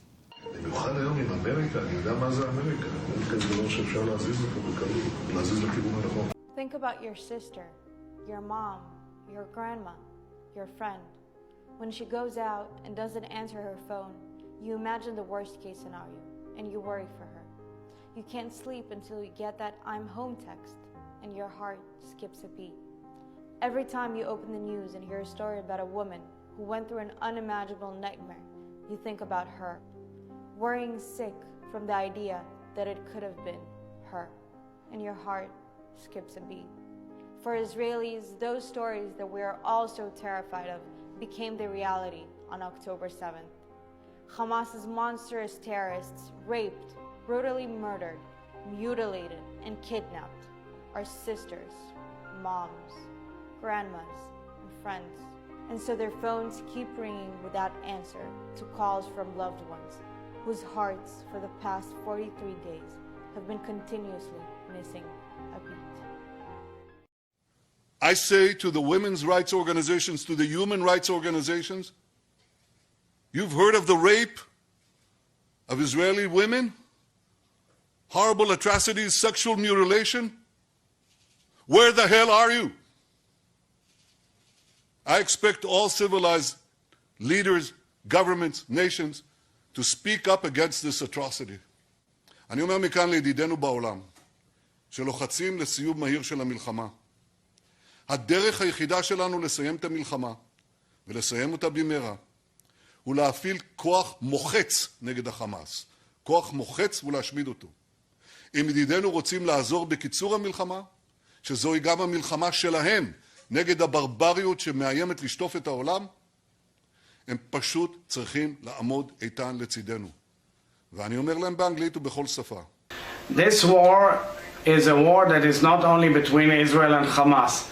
It's a war that is intended really, truly, to save Western civilization, to save the values of Western civilization. A charity called Defense of Children International Palestine drew our attention at the State Department to the sexual assault, actually the rape, of a 13-year-old boy that occurred in an Israeli prison in the Mosque Iberia in Jerusalem. We examined these allegations.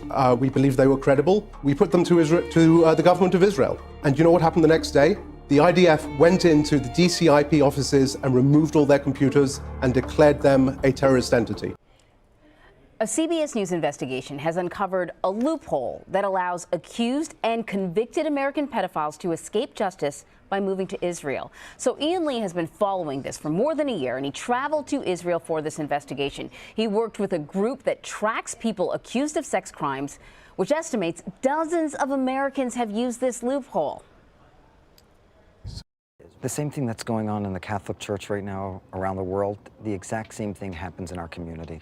The rabbis say it's, you know what, he promised he's going to go for therapy, he's never going to do it again. Boom, he's in another community. A few years later, he's at the same thing, and we hear more allegations that the person continued to abuse children. And often, those abusers end up in Israel. Rabbi Yehuda Oppenheimer says he unwittingly helped Caro escape. There was nothing that raised any red flags up to the point where he was moving to Israel. Well, I wish I could say that, but unfortunately I can't say that.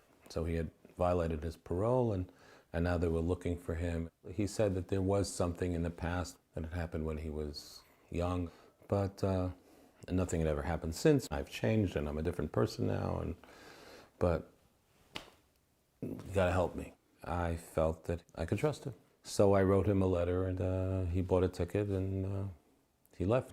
Cairo is accused of abusing more children when he got to Israel. What was that like for you when you found that out? Punch to the gut. It was very painful. Rabbi Oppenheimer says the reason he came forward is to shine a light on the process of accused pedophiles fleeing, to help ensure it doesn't happen again.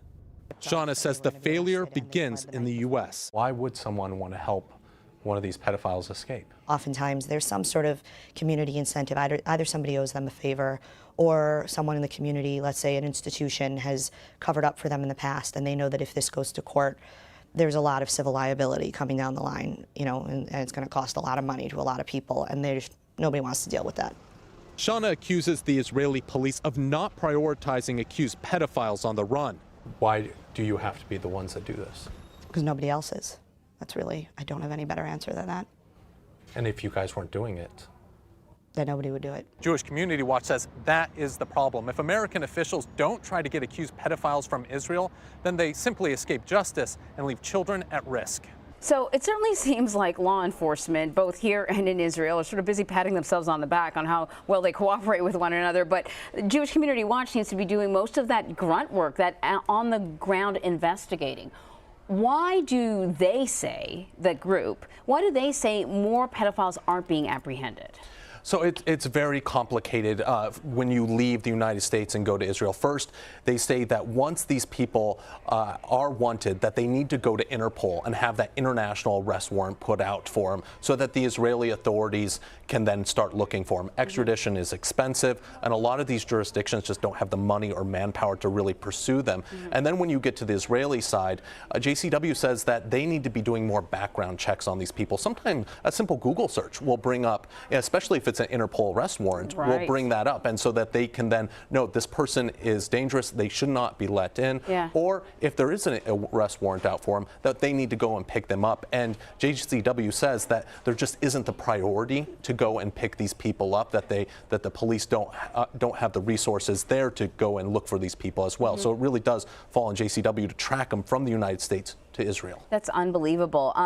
Does JCW also sort of believe that aside from law enforcement, there are sort of other elements of the community that need to work on this? Yeah, and that's another big part of this, is that a lot of the times these people have help. And help within the community, people that help them flee to Israel. Sometimes, as we saw with Yom Tov, he had help, according to JCW, to flee the country through Mexico and then get a passport, a fake passport there to immigrate to Israel. So these are elaborate schemes. They are. And so Western. Yes, that's how simple the woke are. It's never about ideas. If it was, would they be cheering on Hamas for their liberation? Liberation? To do what? More freely preside over a country where there are no laws against sexual harassment, spousal rape, domestic violence, homophobia, honor killings, or child marriage? This is who liberals think you should stand with? Women there should be so lucky as to get colonized by anybody else. And for the record, the Jews didn't colonize Israel or anywhere ever except maybe Boca Raton. But 20-year-old Lama understands it all too well. 10 weeks ago, she was studying engineering at university and helping to plan her sister's wedding. Today, she is recovering from the amputation of her right leg. Her family followed Israeli military orders and fled from the north to the south. But the house where they were seeking shelter was hit in a strike. The world isn't listening to us, she says. Nobody cares about us. We have been dying for over 60 days, dying from the bombing, and nobody did anything. To justify these staggering atrocities, Israel has developed the most advanced, although not especially sophisticated, propaganda system. Raising flags over the rubble, setting up Chabad houses, these serve only to increase Israeli morale, and they're just ignored in the West. When they smash up small businesses or blow up schools, law and order conservatives cheer.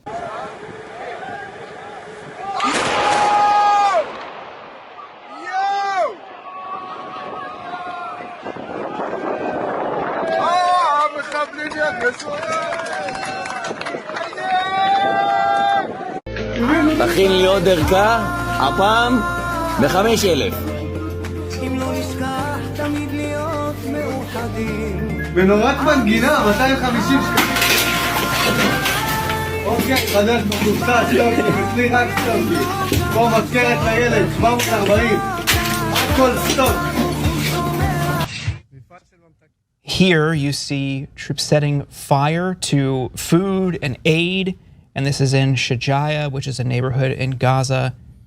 One soldier says in this video, "We turn on the light against this dark place and burn it until there is no trace of this whole place."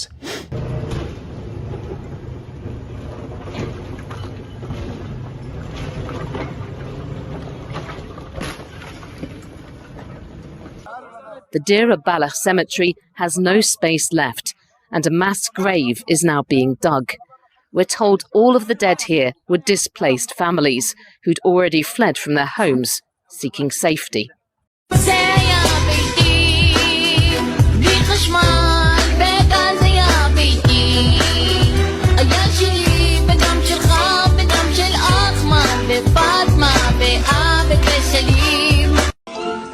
Everyone's doing their part. Are you? The war effort needs your effort. At work, at home, in your community. From the river to the sea, Israel gonna be free. גם לעם הכי יפה בעולם יש קצה לסבלנות. Einmal wird unsere Geduld zu Ende sein. When they say from the river to the sea, it doesn't mean genocide. But we've been in a moral panic over university presidents saying it isn't necessarily a violation of policy.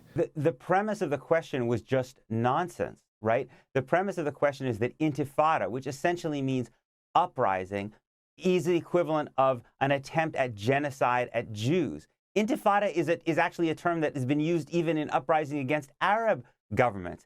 Intifada can take nonviolent forms. The first intifada had a lot of nonviolence. The second intifada tragically involved suicide bombings, which were horrifying and totally immoral. But these were uprisings in the context of oppression. It's like saying of a Ukrainian uprising against Russians that also killed Russian civilians would be an attempt at Russian genocide. It makes no sense. But the problem was that these presidents, because they were not willing to contest the premise, because they were so lawyered up and defensive in their answers, that they basically accepted the premise and then were put in this ridiculous position where they didn't say it would be unacceptable for people to call for the genocide of Jews. Of course it would be unacceptable for people to call in mass protest for the genocide of Jews, but that's not what was happening. Because conservatives are snowflakes who are melting down over not having a safe space on campus. The Grand Inquisitor here is Elise Stefanik, an anti-Semite who has supported the Great Replacement theory and is one of Donald Trump's biggest supporters.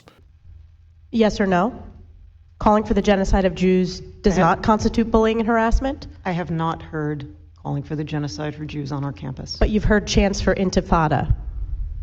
I've heard chants, which can be anti-Semitic depending on the context, when calling for the elimination of the Jewish people. So those would not be according to the MIT's code of conduct or rules? That would be investigated as harassment if pervasive and severe. Ms. McGill, at Penn, does calling for the genocide of Jews violate Penn's rules or code of conduct? Yes or no? If the speech turns into conduct, it can be harassment. Let me ask you this. You are president of Harvard, so I assume you're familiar with the term intifada, correct? I've heard that term, yes. And you understand that the use of the term intifada in the context of the Israeli-Arab conflict is indeed a call for violent armed resistance against the state of Israel, including violence against civilians and the genocide of Jews. Are you aware of that? That type of hateful speech is personally abhorrent to me. And there have been multiple marches at Harvard with students chanting, quote, "There is only one solution, intifada revolution," and, quote, "globalize the intifada." Is that correct? I've heard that thoughtless, reckless, and hateful language On our campus, yes. So based upon your testimony, you understand that this call for intifada is to commit genocide against the Jewish people in Israel and globally, correct? I will say again, that type of hateful speech is personally abhorrent to me. Do you believe that type of hateful speech is contrary to Harvard's code of conduct, or is it allowed at Harvard? It is at odds with the values of Harvard. Can you not say here that it is against the code of conduct at Harvard? Well, let me ask you this. Will admissions offers be rescinded or any disciplinary action be taken against students or applicants who say, from the river to the sea or intifada, advocating for the murder of Jews? As I've said, that type of hateful, reckless, offensive speech is personally abhorrent to me. And Dr. Gay, at Harvard, does calling for the genocide of Jews violate Harvard's rules of bullying and harassment, yes or no? It can be, depending on the context. What's the context? Targeted as an individual, targeted at an individual. Yes. Conduct meaning committing the act of genocide? The speech is not harassment?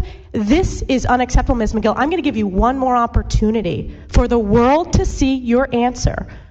Does calling for the genocide of Jews violate Penn's code of conduct when it comes to bullying and harassment? Yes or no? It can be harassment. The answer is yes. There is an occult element at the high levels of society, and specifically among the Jews. So many of the people that are perpetrating the lies and the destruction on the country, they are evildoers. They are people that worship false gods. They are people that practice magic or rituals or whatever. And more than anything, those people need to be, when we take power, they need to be given the death penalty. Straight up. And I'm far more concerned about that than I am about even non-white people or mass migration. These people that are communing with demons and engaging in this sort of witchcraft and stuff, and these people that are suppressing the name Christ and suppressing Christianity, they must be absolutely annihilated when we take power. This is God's country. This is Jesus' country. This is not the domain of atheists or devil worshippers or perfidious Jews. This is Christ's country. Her conflation of anti-Zionism with anti-Semitism, itself an anti-Semitic thing to do, is even more extreme by congressional standards. This resolution ignores the fact that even today, certain Orthodox Hasidic Jewish communities, the Satmar in New York and others, as well as adherents of the pre-state Jewish labor movement, have held views that are at odds with the modern Zionist conception. According to the Jewish Encyclopedia, quote, the anti-Zionist worldview of the ultra-Orthodox groups, like the Satmar Hasidim, perceives Zionism and the establishment of the State of Israel as an anti-Messianic act. That is to say that these ultra-Orthodox Hasidic Jews believe that only the Messiah can bring about the true Israel. And I assure you, the Satmar Hasidic Jews are certainly not anti-Semitic. Weaponized anti-Semitism has made the oppressors into the victims more effectively than any previous campaign of dehumanization. Zionists often don't even see themselves as fighting Arabs or even other people, but as fighting anti-Semitism itself, even when it means acting like Nazis towards other Jews. They may both be wrong, but there's an enormous difference between deliberately targeting civilians, such as the Nazis did during the Holocaust, and engaging in war actions which you know are going to inevitably cause death of civilians. So there's an enormous difference there. Hamas is Amalek. Hamas is the Nazi party. Hamas are not heroic resistance people. They cut off the breasts of women and throw them around. They behead children. They put children and burn them to death. Yes, they should be destroyed. It's going to be very difficult. This is not going to have an easy solution. Israel may in the end not be able to completely destroy Hamas. I hope they can. I hope they can in the way that the United States and Germany destroyed Nazism and destroyed the Imperial Japanese. And in the end, what happened is the Japanese and the Germans were grateful for it. And then the United States and Great Britain helped rebuild Germany and Japan and turn them into great allies. That's my hope for Gaza. He didn't hold an annual press conference last year because things looked bad. But now President Putin is feeling confident, happy to answer questions about overthrowing the government of Ukraine, what he calls denazification and curbing Western influence. There will be peace when we achieve the goals that you mentioned. Let's get back to them. They don't change. Let me remind you of what we talked about: denazification, demilitarization, and neutral status.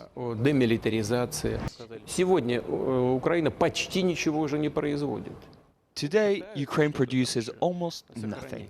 They're trying to salvage something, but they get freebies all the time. Sorry for my language.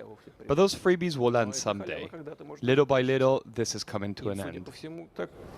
Well, I'll ask you the following question, Piers. Should the Palestinians, if they have a state, should they be able to sign, let's say, a military agreement, a military treaty with Iran? Should they be able to have an army, an air force? Should they have all those military powers that could theoretically threaten the state of Israel? And the answer, in our view, is clearly no. Why should they be prohibited from having... My question would be, why should they be prohibited from having exactly the same rights as a state to Israel? Wouldn't that be ultimately the way you actually achieve peace? Not allowing the Palestinians to have the same rights as Israelis has just not worked, has it? I mean, demonstrably not worked. On the contrary, if this is going to work, it has to be based on realism. We can't base peace on assumptions that just aren't founded on reality. And Yitzhak Rabin, the Prime Minister of Israel, who wanted to make peace with the Palestinians, who was the Prime Minister at the time of the signing of the Oslo Accords, he gave a speech, and he was very clear. He said that the Palestinians will have less than a state. Yitzhak Rabin said, the man who was shot for his efforts to move forward on the peace process. He said that the future Palestinian areas will have to be demilitarized. He said the Jordan Valley, that area on the eastern edge of the Palestinian territories, would have to remain under Israeli control. The idea that a Palestinian area will have to be demilitarized in any future settlement, that's common sense. You're afraid. I am afraid. Today I got a glimpse of what war between us might look like. Your people wouldn't stand a chance. The Council couldn't care less. I'm trying to save you from annihilation. Well, well. Not the fresh-faced Academy pledge, are you? You want peace, this is the price. You'll discontinue the production of Shimmer. Have there already. Return the gemstone. And I need Jinx. She has to pay for what she's done. They weren't her crimes. She was working for me. Believe me, if I had it my way, it'd be you rotting in Stillwater. But we can't make a deal with a snake and cut off its head. We both have our shitty parts to play. Get me Jinx, and I'll give you your nation of Zon.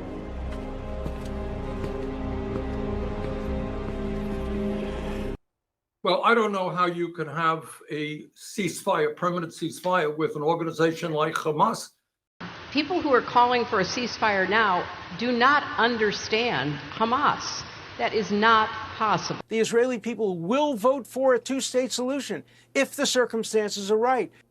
Now, I'm going to make one remark now which you will find perhaps controversial or unacceptable, Piers. However, I hope you'll allow me to say it, and then you can engage it, as you said, in a civil fashion.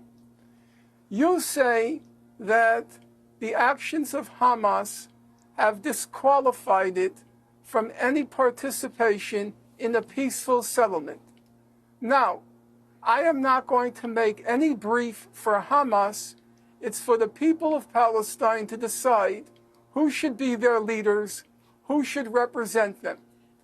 That the actions of Hamas on October 7th disqualify it from being party to a peaceful settlement. Roughly 1,200 people were killed, about 30 of them being children. Why is it not then also the case that the actions of the state of Israel since October 7th, the deliberate war of genocide against the people of Gaza, which has left about 15,000 people dead, not 1,200, 15,000, and has left dead not 30 children, but has left dead about 7,000 children. And as we speak now, 7,000 more children are threatened with death because of starvation. I ask you, as a logical proposition, why isn't the state of Israel disqualified from any final settlement of the question? If these people actually cared about the safety of Jewish students on campus, they would be protecting the Jewish pro-Palestine students. Questioning the right of the Jewish people to keep others in a state of subjugation becomes questioning the right of the Jewish people to exist at all.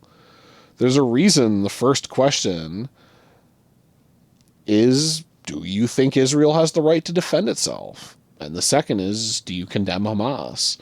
It's assigning moral categories in which it's the right of Israel to maintain apartheid and the moral failing of Palestinians in opposing it.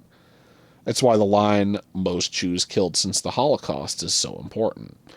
It paints the victims of 10/7 as being targeted for their race rather than their nationality. Of course, it doesn't help that Israeli is not considered a nationality, because any kind of civic nationalism would dilute Israel's character as a Jewish ethno-state. The oppressors are not oppressors. The oppressors aren't just not oppressors. In propaganda, they become the greatest of benefactors for the amount they have profited off humanitarian aid while providing the same weapons that are being used to exterminate them. Yet, we may finally be reaching a breaking point as Israel continues to recreate stories from the scenes from the Holocaust and Abu Ghraib. Even stripping down civilians, using them for war propaganda, and humiliating them. Are you ready for maybe the most insane thing you will hear during this video? First of all, remember it's the Middle East and it's warmer here, and especially during the day when it's sunny, it's to be asked to take off your shirt. It might not be pleasant, but it's not the end of the world. Israel, like the US, categorizes all military-age males as combatants until proven otherwise.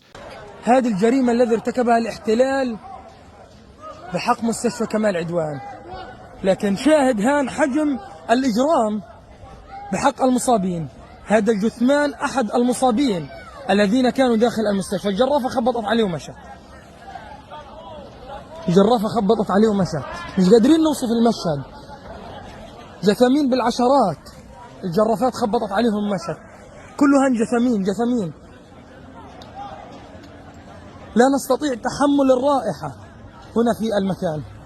المشهد صعب، جثامين في كل مكان كما نشاهد. هنا تحت التراب حسب شهود عيان عشرات النازحين والمرضى والجرحى تحت هذا التراب. هذا جزء مما نستطيع توثيقه الآن، لكن الجريمة كبيرة جدا. هذا المشهد مش قادر أوصفه، يعني البسة قاعدة تأكل من جثامين الشهداء. Having heard so much crying over the targeting of women and children, they must have thought targeting men for humiliation would just be ignored. Like, they're pioneering in organ harvesting, chemical and biological warfare, the latter of which goes all the way back to the founding of the state. I remember in Spec Ops the Line when dropping white phosphorus on a refugee camp was meant to shock and horrify. But it's just standard IDF doctrine. Give or take? No shit. How are we getting through this? This might help. Fine, set it up. You're fucking kidding, right? That's white phosphorus. Yeah, I know what it is. You've seen what this shit does. You know we can't might not have a choice, Lugo. There's always a choice. No, there's really not. One's moving. It's over. is right, Walker. Okay. We're done. Let's get down there. Want to reach that gate before reinforcements arrive. When they assassinate their own hostages as part of the Hannibal Directive to shield the government from criticism, it's an honest mistake. And destroying Gaza is more important anyway. When 3 hostages try to surrender to the IDF, starved, shirtless, carrying a white flag, and yelling for help in Hebrew, the IDF still murders them. From the leaked audio of Netanyahu with the hostage families, a female abductee freed with her children, but without her husband, who remains in captivity, is heard on one recording saying, quote, "The feeling we had there was that no one was doing anything for us. The fact is that I was in a hiding place that was shelled and we had to be smuggled out, and we were wounded. That's besides the helicopter that shot at us on our way to Gaza. And you're talking about washing the tunnels with seawater? You're shelling the route of tunnels in the exact area where they are. You put politics above the return of the kidnapped. Israel's excuses, since they were, unarmed, looked like civilians, and were trying to surrender, they just assumed they were Hamas fighters and killed them without hesitation.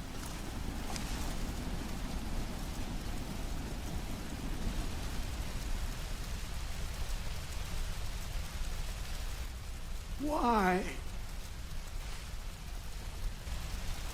You brought this on yourself. We were helping. What? Oh no.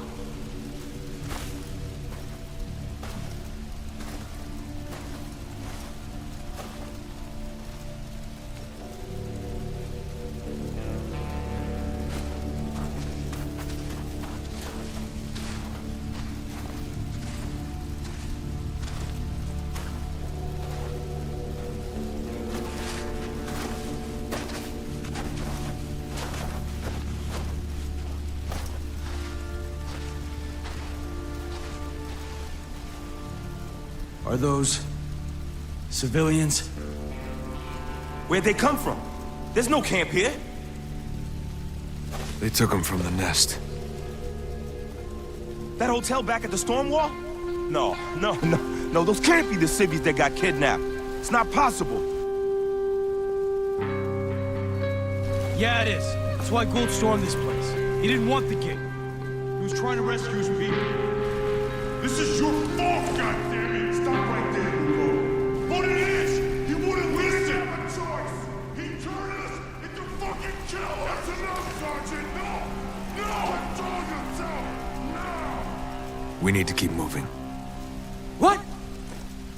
Reinforcements will be here any second. We need to keep moving. But Walker, you're not even... I'm gonna make these bastards pay for what they've done. Now, are you with me or not? With doctrine and justification, the last piece of the puzzle are the arms themselves. The US has become the world's arms exporter, accounting for 40% of all arms sales. Israel, as part of the military-industrial complex, has been a major part of that, and is a major arms dealer itself, as I mentioned before, with Israel enabling Azerbaijan to ethnically cleanse Armenians and prepare for genocide. This is the same role the US played in the genocide in Yemen. This is also how the US and Israel flood American cities in the West Bank with military technology which is used to surveil and control every aspect of Palestinians' lives, and increasingly American lives. Drone technology is increasingly being refined for domestic policing. The Blue Wolf system in the West Bank is creating widespread biometric surveillance. But all these arms and systems aren't just for starting wars at home and abroad. They are for applying diplomatic pressure as well, as Israel has cut off sales to countries like Colombia, which have criticized Israeli crimes against humanity. The real export, though, is cyber warfare. Pegasus and NSO are the classics, but Israel is becoming the Silicon Valley of cyber warfare startups. The US and Israel pioneered cyber warfare based on the ability and strategy of the US to issue bounties for zero-day vulnerabilities, and utilized it to target Iranian nuclear refinement with Stuxnet.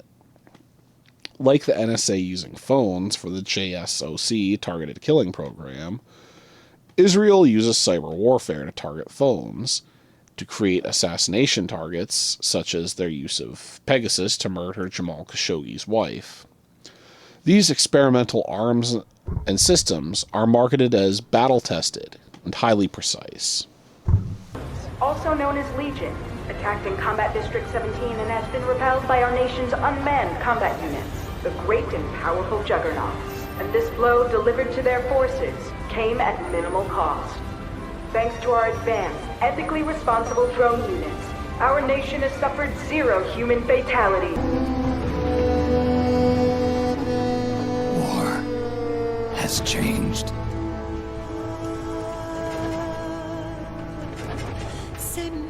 It's no longer about nations, ideologies, or ethnicity. It's an endless series of proxy battles fought by mercenaries and machines. War and its consumption of life has become a well-oiled machine.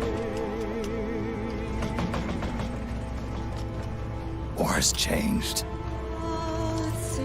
ID-tagged soldiers carry ID-tagged weapons, use ID-tagged gear. Nanomachines inside their bodies enhance and regulate their abilities. Genetic control, information control, emotion control, battlefield control. Everything is monitored and kept under control.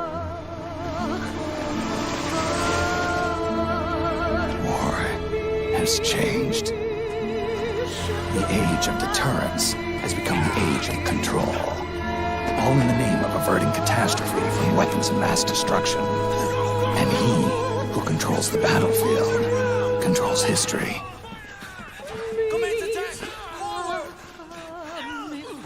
War has changed.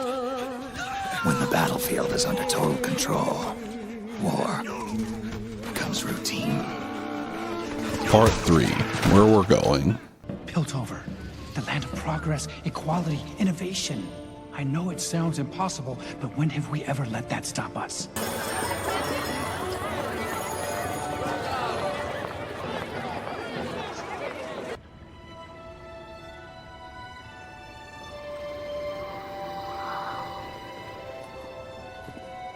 Sir, we've secured the area. I've got orders to escort you back into the city. Sir? You alright? This Jinx has the gemstone. Then we have to go in by force. That could trigger war. There are good people down there. Bad ones, too. Even if we wanted to invade, they have Shimmer. We have Hextech.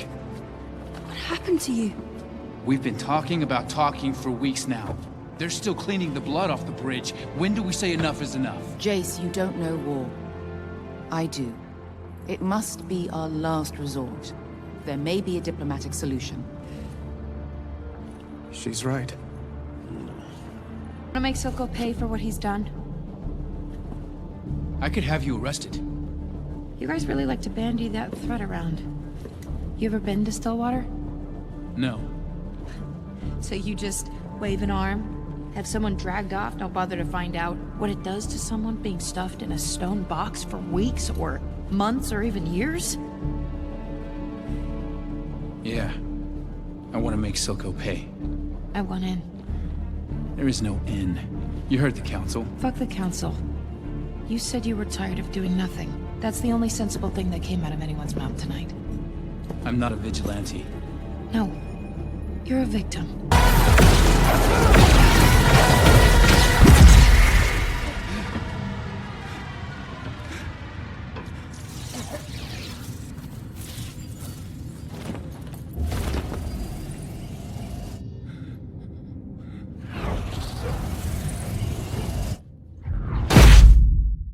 You've always been a part of this. You just never had to look it in the eye. One dead kid? There's hundreds more where he came from, thanks to Silco and thanks to people like you who stuck their heads in the dirt. How does the man of progress end up killing children in a sweatshop? Well, it's precisely because he's the man of progress. And this is how it's made. Out of Battle Laboratory Palestine will come greater automation of Atrocity. So I'm going to be looking at 86 with some minor spoilers. If you've gotten this far and haven't seen it, you should go check it out, because it'll be right up your alley. But I doubt anything I say here will detract from your enjoyment of it. 86 likes to play with perspective. We regularly see scenes from the perspective of either Vladlena or Shin, which is a convention in romance, but besides just showing their feelings and reactions, especially while physically separate from one another, it also allows us to see the same events from the perspective of both sides within an apartheid state. We see the full humanity of the 86 while Vladlena is still stuck behind all the systems, euphemisms, and coded language that dehumanize them. Despite her fervent wish for everyone to see the 86 as human, she has unintentionally dehumanized them by failing to examine all the ways in which their humanity has been stripped away. She missed something so simple, but so important: a name. At the same time, we see from Shin's perspective him carving Kaye's grave marker, who she's relying on to carry her name forward. This is something that Vladlena and even Henrietta understood deep down. But we're all human, aren't we? If you really believed that, you'd know their names, and we wouldn't be having this conversation. Honestly, this seems like the breakpoint you needed. It's time for you to stop trying to be their best friend. I don't get it. Why are you so set against Because there's nothing we can do. There's pudding here, and not there. We are totally different than they are. Just as Henrietta's ability to dehumanize the 86 terrified her, Annette, please, I really need your help. We have to do something. Do something? Do what specifically? Go on TV and give a speech? Yell at somebody important? If it were that easy to change minds, things wouldn't be like this in the first place. You filthy colored! I was scared. Scared that I was capable of saying that to my friend. But you don't even realize. You're every bit as guilty as I am. Vladlena is terrified and runs away, only realizing how cowardly she's being from hearing Shin's perspective. Why do you think it's required to use call signs on the pair raid, even though the Legion can't intercept it? And why do you think all the processor's personnel files are locked? Without personal information, handlers won't have to think of processors as human. Exactly. Most processors die during their first year of combat. They probably assumed all of those deaths would be too much for your average handler to bear. But that's so cowardly! I was cowardly too. Honestly. And one more thing. You are to stop including the number of fatalities in your reports. Officially, there are no humans on the battlefield, which means that there are no fatalities. What's interesting is that that source actually used the words "a 3-year-old child" with me. And that shows that that source was really thinking it through, because in the military, you know, nobody's going to say child, right? They say a word in Hebrew, it's called naza. That's what they say. And it basically is an abbreviation of collateral damage. So it's spoken about as really, you know, oh, how much naza does the target have? It has 8. Well, let's see if we can make it 5. Oh, so the language that is used in these spaces obviously dehumanizes. It masks reality. And I think, and I feel this personally as well. You know, I have a good friend in Gaza who lost, you know, all of his family were killed by Israel. And for me, we all talk about politics all the time, right? But for me, this is also a very emotional thing. If you have empathy for humans who are living there, you cannot accept this war tactic. It's impossible. You know, you cannot rationalize it. And I'm okay. We can talk rationales. I'm completely fine with it. But it's important to remember, I think, the human emotional side of it and how you need to mask that, you know, in order to carry out such a policy. now to come to the Israeli society with this report, most of them, I feel, didn't really care. Like, polls show that 60% of Israelis, roughly 60%, think that the military is not using enough force in Gaza. There is around 1.5% of Israelis that think that it's using too much force. So we're not seeing the images that the world is seeing from Gaza on the news. And we are collectively traumatized. And I think, honestly, we need the help of the world to stop this war and to start addressing the core political issues at hand and reach an equality and equal sovereignty between Israelis and Palestinians. I was studying in Jerusalem in an all-male religious nationalist seminary. And obviously I grew up very Zionist.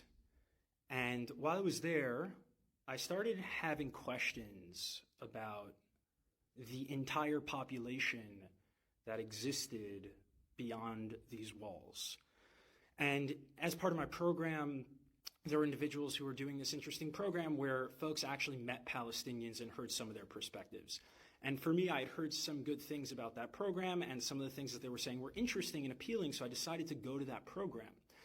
And I remember it was a Friday before Shabbos, and I was sitting there at 9 a.m. in Jerusalem, and a Palestinian man had come to speak to us. And he was describing how he had to get up at 4:30 a.m. to make it to Jerusalem at 9 a.m. Even though he lived in Ramallah, which is only like 7 miles away. So obviously my brain goes, well, that doesn't make any sense. Surely it shouldn't take you more than 4 hours to go 7 miles. And then I listened how he proceeded to talk about the system of checkpoints, how he had to get on a separate bus, how he had to make the calculation of whether it made more sense for him to stay on the bus, knowing that if he's on the bus, he could be kicked off the bus at the checkpoint and go to the back of the line, or if it just made sense to just wait on the non-bus part of the checkpoint to get through to make sure that he got here in time, to speak to a bunch of Zionist Jews to try to convince them that Palestinians were human. So after the lecture, I went up to him, I was like, dude, this is fucked up. What is going on here? Why did no one tell me about this? And I was like, can you just I didn't even know what I was like, more, just more. Tell me more. He took out his ID card and he's like, yeah, I actually have to head back now because if I'm not back by a certain time, my provisional travel status is going to get revoked and I won't be able to leave Ramallah again. And it doesn't matter if the checkpoints held me up. And the checkpoints could take 3 to 4 hours. So I need to head back now. I'm like, dude, it's 10:30 or 11 o'clock. He's like, I can't take any chances. I'm not risking this getting revoked. So I said to him, I was like, I need to know more. He said, well, why don't you come with me to Ramallah? So I'll tell you, the first thought that rose in my mind, it was rising and it said, if I go, you will kill me. Because that was the way I was conditioned. Growing up, for me, Palestinians were terrorists. There was no possibility that a Palestinian was human, and certainly no possibility that Palestinian resistance had nothing to do with Jewish folks, but had to do with the fact that there were settlers kicking Palestinians off their land, upholding apartheid, ethnic cleansing, and genocide. So as that thought was rising, there was another voice in me, and I think this voice is a deep ancestral voice, and to this day, I'm amazed at myself that I was able to challenge all of my conditioning with a second voice, a deeper voice, a deeper knowing. And that voice immediately said, well, you've been told your whole life that this person was going to kill you and that this person was a terrorist and he wasn't human. And he's standing right in front of you and he's the exact opposite of those things. In that moment, I didn't vocalize that thought and I called bullshit and I said, yeah, I'll come. I'll come. I need to see it for myself. Now, as a Zionist kid growing up, this was unheard of. The thought that I could go to a Palestinian town and come back in anything less than a body bag was absurd. Which is Damascus Gate, the only place I wasn't allowed to go to when I was in yeshiva, for fear that Palestinians would kill me. And the second I stepped into Damascus Gate, I I don't want to say became Palestinian, that's ridiculous. I had tremendous privilege as a settler, but I got to taste, maybe instead of a drop in the ocean, I got to taste the mist surrounding one drop in the ocean of what it's like to be subject to a settler colonial regime. And I got on a Palestinian bus, and for me, I was like, well, this is interesting that it's a completely different busing system, but even more than that, it's like I, all of a sudden, was with the people who were supposed to kill me, and in fact, the very opposite happened, where when I was on a Palestinian bus, all of a sudden my sense of identity and belonging started to become Palestinian in terms of my sense of where my safety lies, and my sense of threat immediately became, holy shit, I'm on a Palestinian bus, I am being read as Palestinian in a fucking genocidal settler colony. I am about to go through an hour and a half of military checkpoints in knowing that this occupying army can do whatever they want to me, and the only protection I have is an American passport, which is way more than any Palestinian has, and I was still terrified.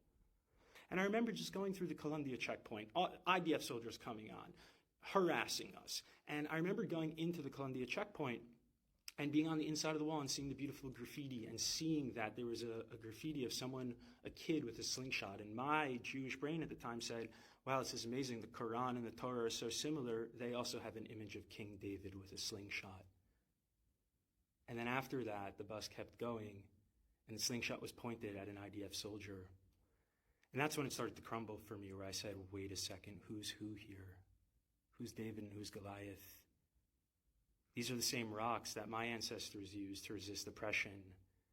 And now these rocks of Palestine are being used by Palestinians to resist oppression too. And we have become our worst nightmare. San Magnolia has made every 86 not just a military target, but into a weapon and an execution device, killing them with the excuse of only subjecting them to the danger any soldier faces in war, whether they're in the Republic or the Confederacy. You throw us out here on the battlefield like we're weapons to be used until we break. Leo. Shut up, Raiden! This white pig doesn't deserve your help! I'm sorry, Kai. I did the same thing as the white pigs. I tainted your death. Since you have that remarkable ability, you're even better suited for this operation. Sir, this is a suicide mission, nothing more. Why them? Because you're 86! The Confederacy saved your ass from the battlefield and got you out of harm's way, yet here you are. If you've come back to it, as your presence here is proof of, it means you were willing to do this. War is a soldier's job, his reason for being. Dying in battle comes with the package. Most of these young people are at the point where they're willing to just sacrifice their life because the situation is so hopeless. Since there aren't any humans, there are no human casualties, and the principles of St. Magnolia are upheld as justification. What is it now? I formally request the cancellation of the special recon orders given to the Spearhead Squadron. The 86 need to be wiped out. That's the safest, best option for this country, according to its government and by extension its people. In short, that's the will of the nation, and it is our role as servicemen, Lena, to enact the will of the people.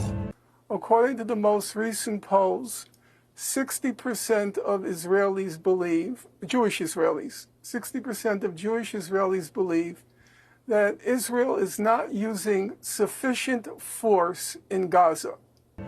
The 86 are a part of this republic too, aren't they? So shouldn't the Republican ideals espoused by St. Magnolia herself apply to them too? And if they don't, how is this the will of the Republic? You are a Jewish state. You are a Jewish state, but you're also a democracy. Like the United States, you don't live by the rules of terrorists. You live by the rule of law. And when conflicts flare, you live by the law of wars. What sets us apart from the terrorists is we believe in the fundamental dignity of every human life. Israeli, Palestinian, Arab, Jew, Muslim, Christian, everyone. It's a country overrun with fools and villains, the same sort who had St. Magnolia executed, who sacrificed her on the altar of wealth and greed. What more can you expect out of them? Mankind was not ready to have freedom and equality, Lena.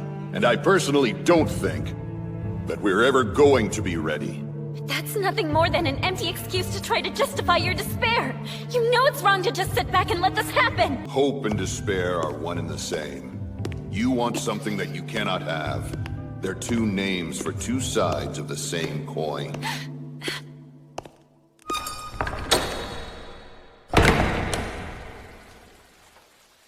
Captain Nozen, I've been given special recon orders. I've received them. I'm sorry. I tried as hard as I could, but I couldn't do anything. We see Lena and Magnolia in mirrored positions here. Lena even looks like a younger Magnolia as she stands up to the 86 being sent to their death. During your speech, you made a lot of references to Jewish people as well as certain people in your audience, not Jewish people in general, but certain people, especially in your audience, to Nazis. Now, that is extremely offensive when certain people are German. And they're also extremely offensive to people who've actually suffered under Nazi rule. I don't respect that anymore. My late father was in Auschwitz concentration camp. My late mother was in Majdanek concentration camp. Every single member of my family on both sides was exterminated. Both of my parents were in the Warsaw Ghetto Uprising. And it's precisely and exactly because of the lessons my parents taught me and my two siblings that I will not be silent when Israel commits its crimes against the Palestinians. And I consider nothing more despicable than to use their suffering and their martyrdom to try to justify the torture, the brutalization, the demolition of homes that Israel daily commits against the Palestinians. So I refuse any longer to be intimidated or browbeaten by the tears. If you had any heart in you, you would be crying for the Palestinians. Where the Republic has tried to make themselves look like Magnolia by removing the 86 who aren't the same race as her, Lena just ends up looking like her through her actions, mirroring the Saints in substance rather than just as a justification. Up until now, Israel and Egypt have made access for international journalists next to impossible, and you can see why. Our country's in the middle of a war, right, Father? That's correct. And beyond that, our nation's involved in something even worse. Even worse than war? Our responsibility is to bring it to an end. Quickly. Your father was no different from any other citizen. He didn't do anything more than watch the war unfold around him. Despite preaching equality, he wasn't a fighter in the end. He felt subconsciously that death on the battlefield was purely for the 86. That's why he was able to take you into a war zone. The fact that your father did something so reckless solely for the sake of his ideals proves his ignorance and his stupidity. Dehumanization runs both ways.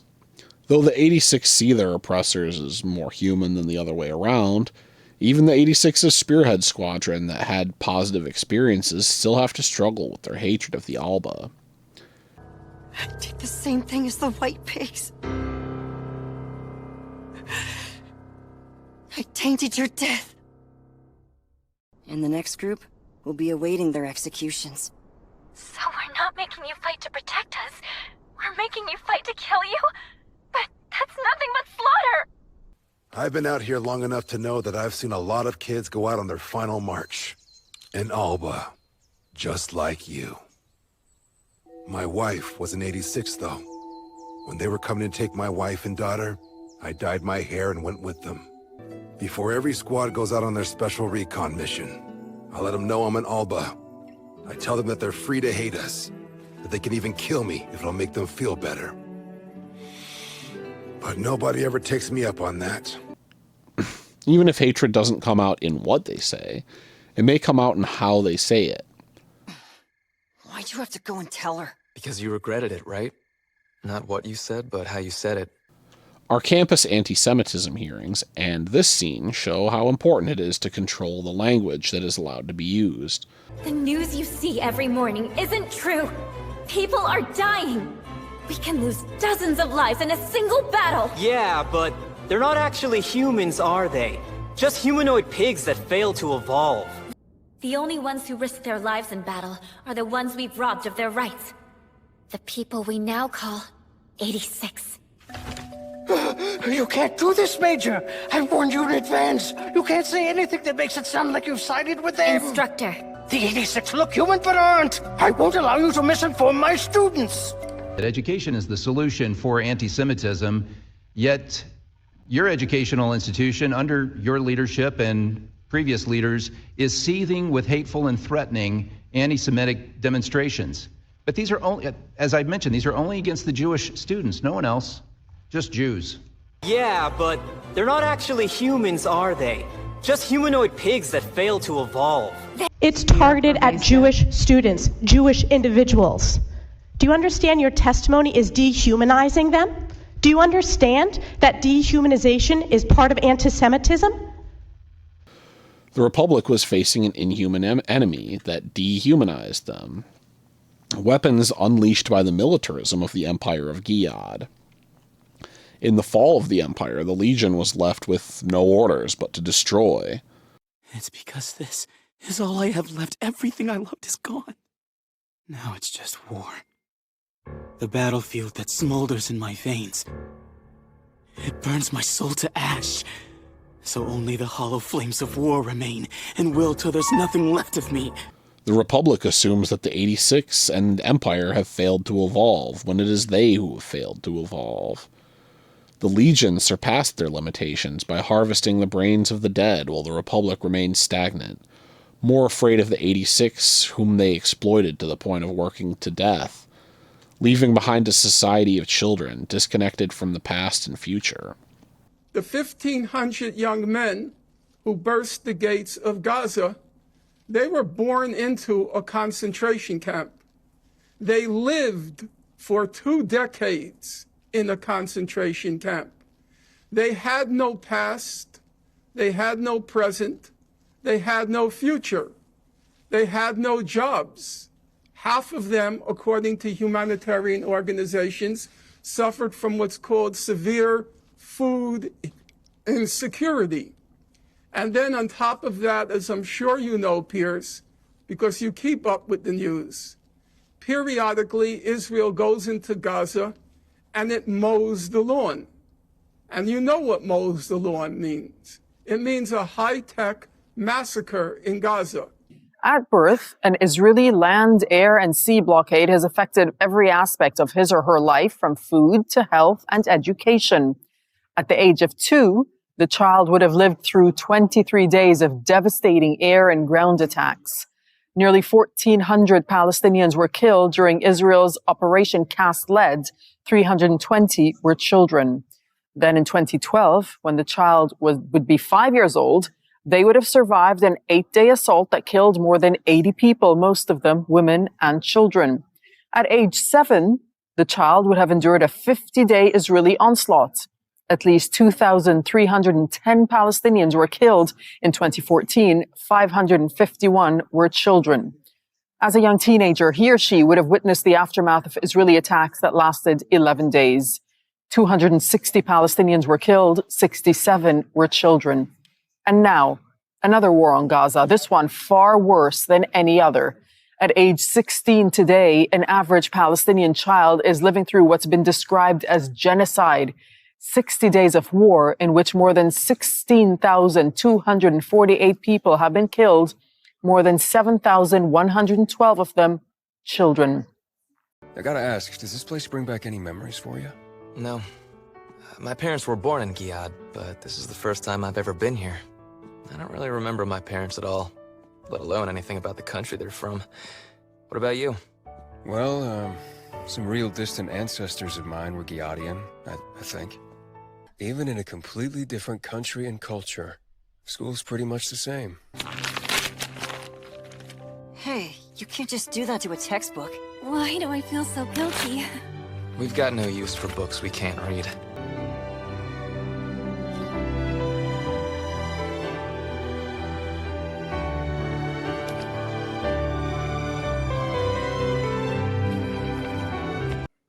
We were there for like 2 weeks, I'd say maybe 3. And as you're there, you start to see it becomes more difficult to treat the place as if it's just a battleground because you're actually staying in people's homes. At least that's the way it was for me. You start seeing family photos, signs of life of people who live in this place, school books. Schooling's been destroyed. The Legion has advanced to even exploiting humans in death, turning them fully into weapons that can't be separated from their Feldris. AI and human processor, fully integrated in a death machine dedicated solely to production and war. Conclusion. The banality of evil, the idea that ordinary people commit atrocities without awareness, care, or choice, is, in my opinion, a product of normalization. The reason the scope of time examined in this video is so long is because these imperialist attitudes have been deeply ingrained and have grown more entrenched over time. I imagine they'll continue to do so as long as empire remains viable. As long as it remains normal, killing children can be transmuted into a virtuous act through the flimsiest of justifications.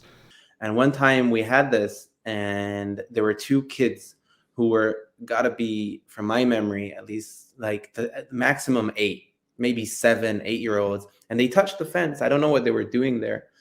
But our commander, our officer, he had this idea that they were maybe sent to touch the fence in order to test how fast it takes us to get to that point.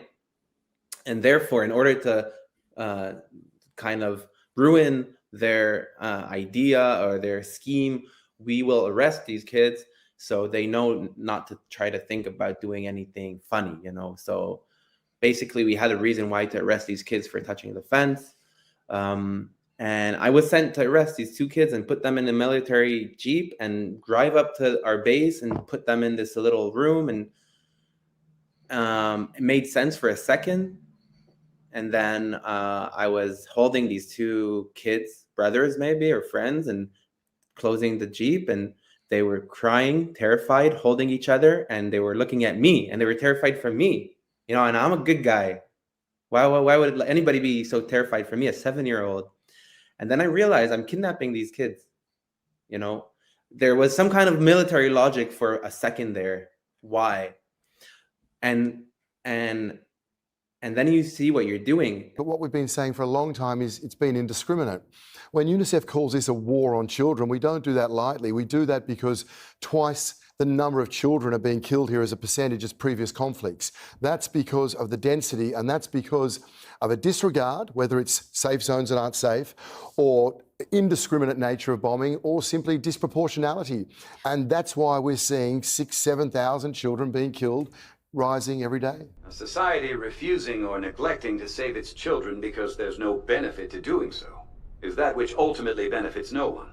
In addition, if humanity can't survive except by killing children because they're different, strange, or difficult, clearly humanity would then be better off extinct. That's right. Come back to us no matter what. Or I swear, I'm going to burn this world down until it's smoke and ash. Even if we feel like just a cog, like there's nothing we can do. We can't simply turn a blind eye. We have to say, this isn't normal. It can't be. You abandoned him twice. Are you going to do it a 3rd time?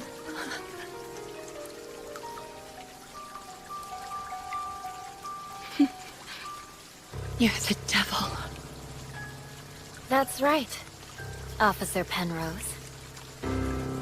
I am the devil, and so are you. Give it a cute one, okay, Major?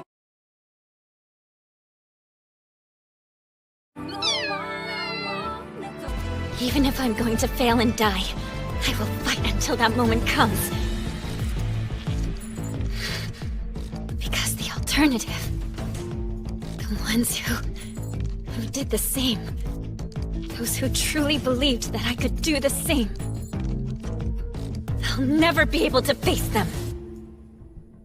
It's a child's right to dream, Captain Melise. I do respect that. And until that child eventually wakes up from her dream and finds herself crushed against the rocks of a merciless, unyielding reality, an adult protects her. All right, I love you. Happy Hanukkah, and this Festival of Lights, remember, it's our Palestinian brothers and sisters who are struggling under occupation while low on fuel. اسمها لولو. لولو أول ما يصير لها قصف بتجري وتروح بتتخبى في حضن ستي. بتخاف من القصف. البس زيها زينا. جبناها من الشمال بقى يعني القصف شغال وخطرنا في حياتنا عشان نروح هذا. الصديق إن هي بالنسبة لي ومعزت كتير لها حبيبتي. جبتها من الشمال علشان هي بتخاف من القصف. خفت إنها تشرد فجبتها معي أأمن لها. بطعميها وبشربها في ناس في حدا بتبرع للخيم اللي هنا بتبرع في معلبات لحمة ومعلبات جبنة ومعلبات أشياء زي هيك وكلها ناكلوا هيك في المعالق. بس جبت لها هذه كتير عزيز علي المس يعني كويس. وهاي الولاد برضه قاعدين بيلعبوا معها بلعب معاها بنزل بطششها بمشيها. لما مثلا نكون طالعين طشة بحر باجي بطششها معاي بتلعب مع البسس في بس غائد عند البحر صارت تلعب معاهم. بس يعني ايش الفرق بينها وبين الانسان؟ البسة بتحس البسة بتاكل يعني لو ما كانش عندها اكل بتجوع لو ما كانش عندها مي بتعطش. ايش الفرق بينها وبين الانسان؟ هو الشكل والصوت بس. هاي الفرق. ايش الفرق؟ يعني روح وفيها وجوع وبتحس وانه يعني ها انا ضربتها زي هيك هي حست صح ولا لا؟ وغير هيك يعني انا جبتها من الدار يعني فدينا بروحنا دفعنا 250 شيكل عشان نروح على الشمال عشان نجيبها. بس يعني دفعنا اكثر من حقها.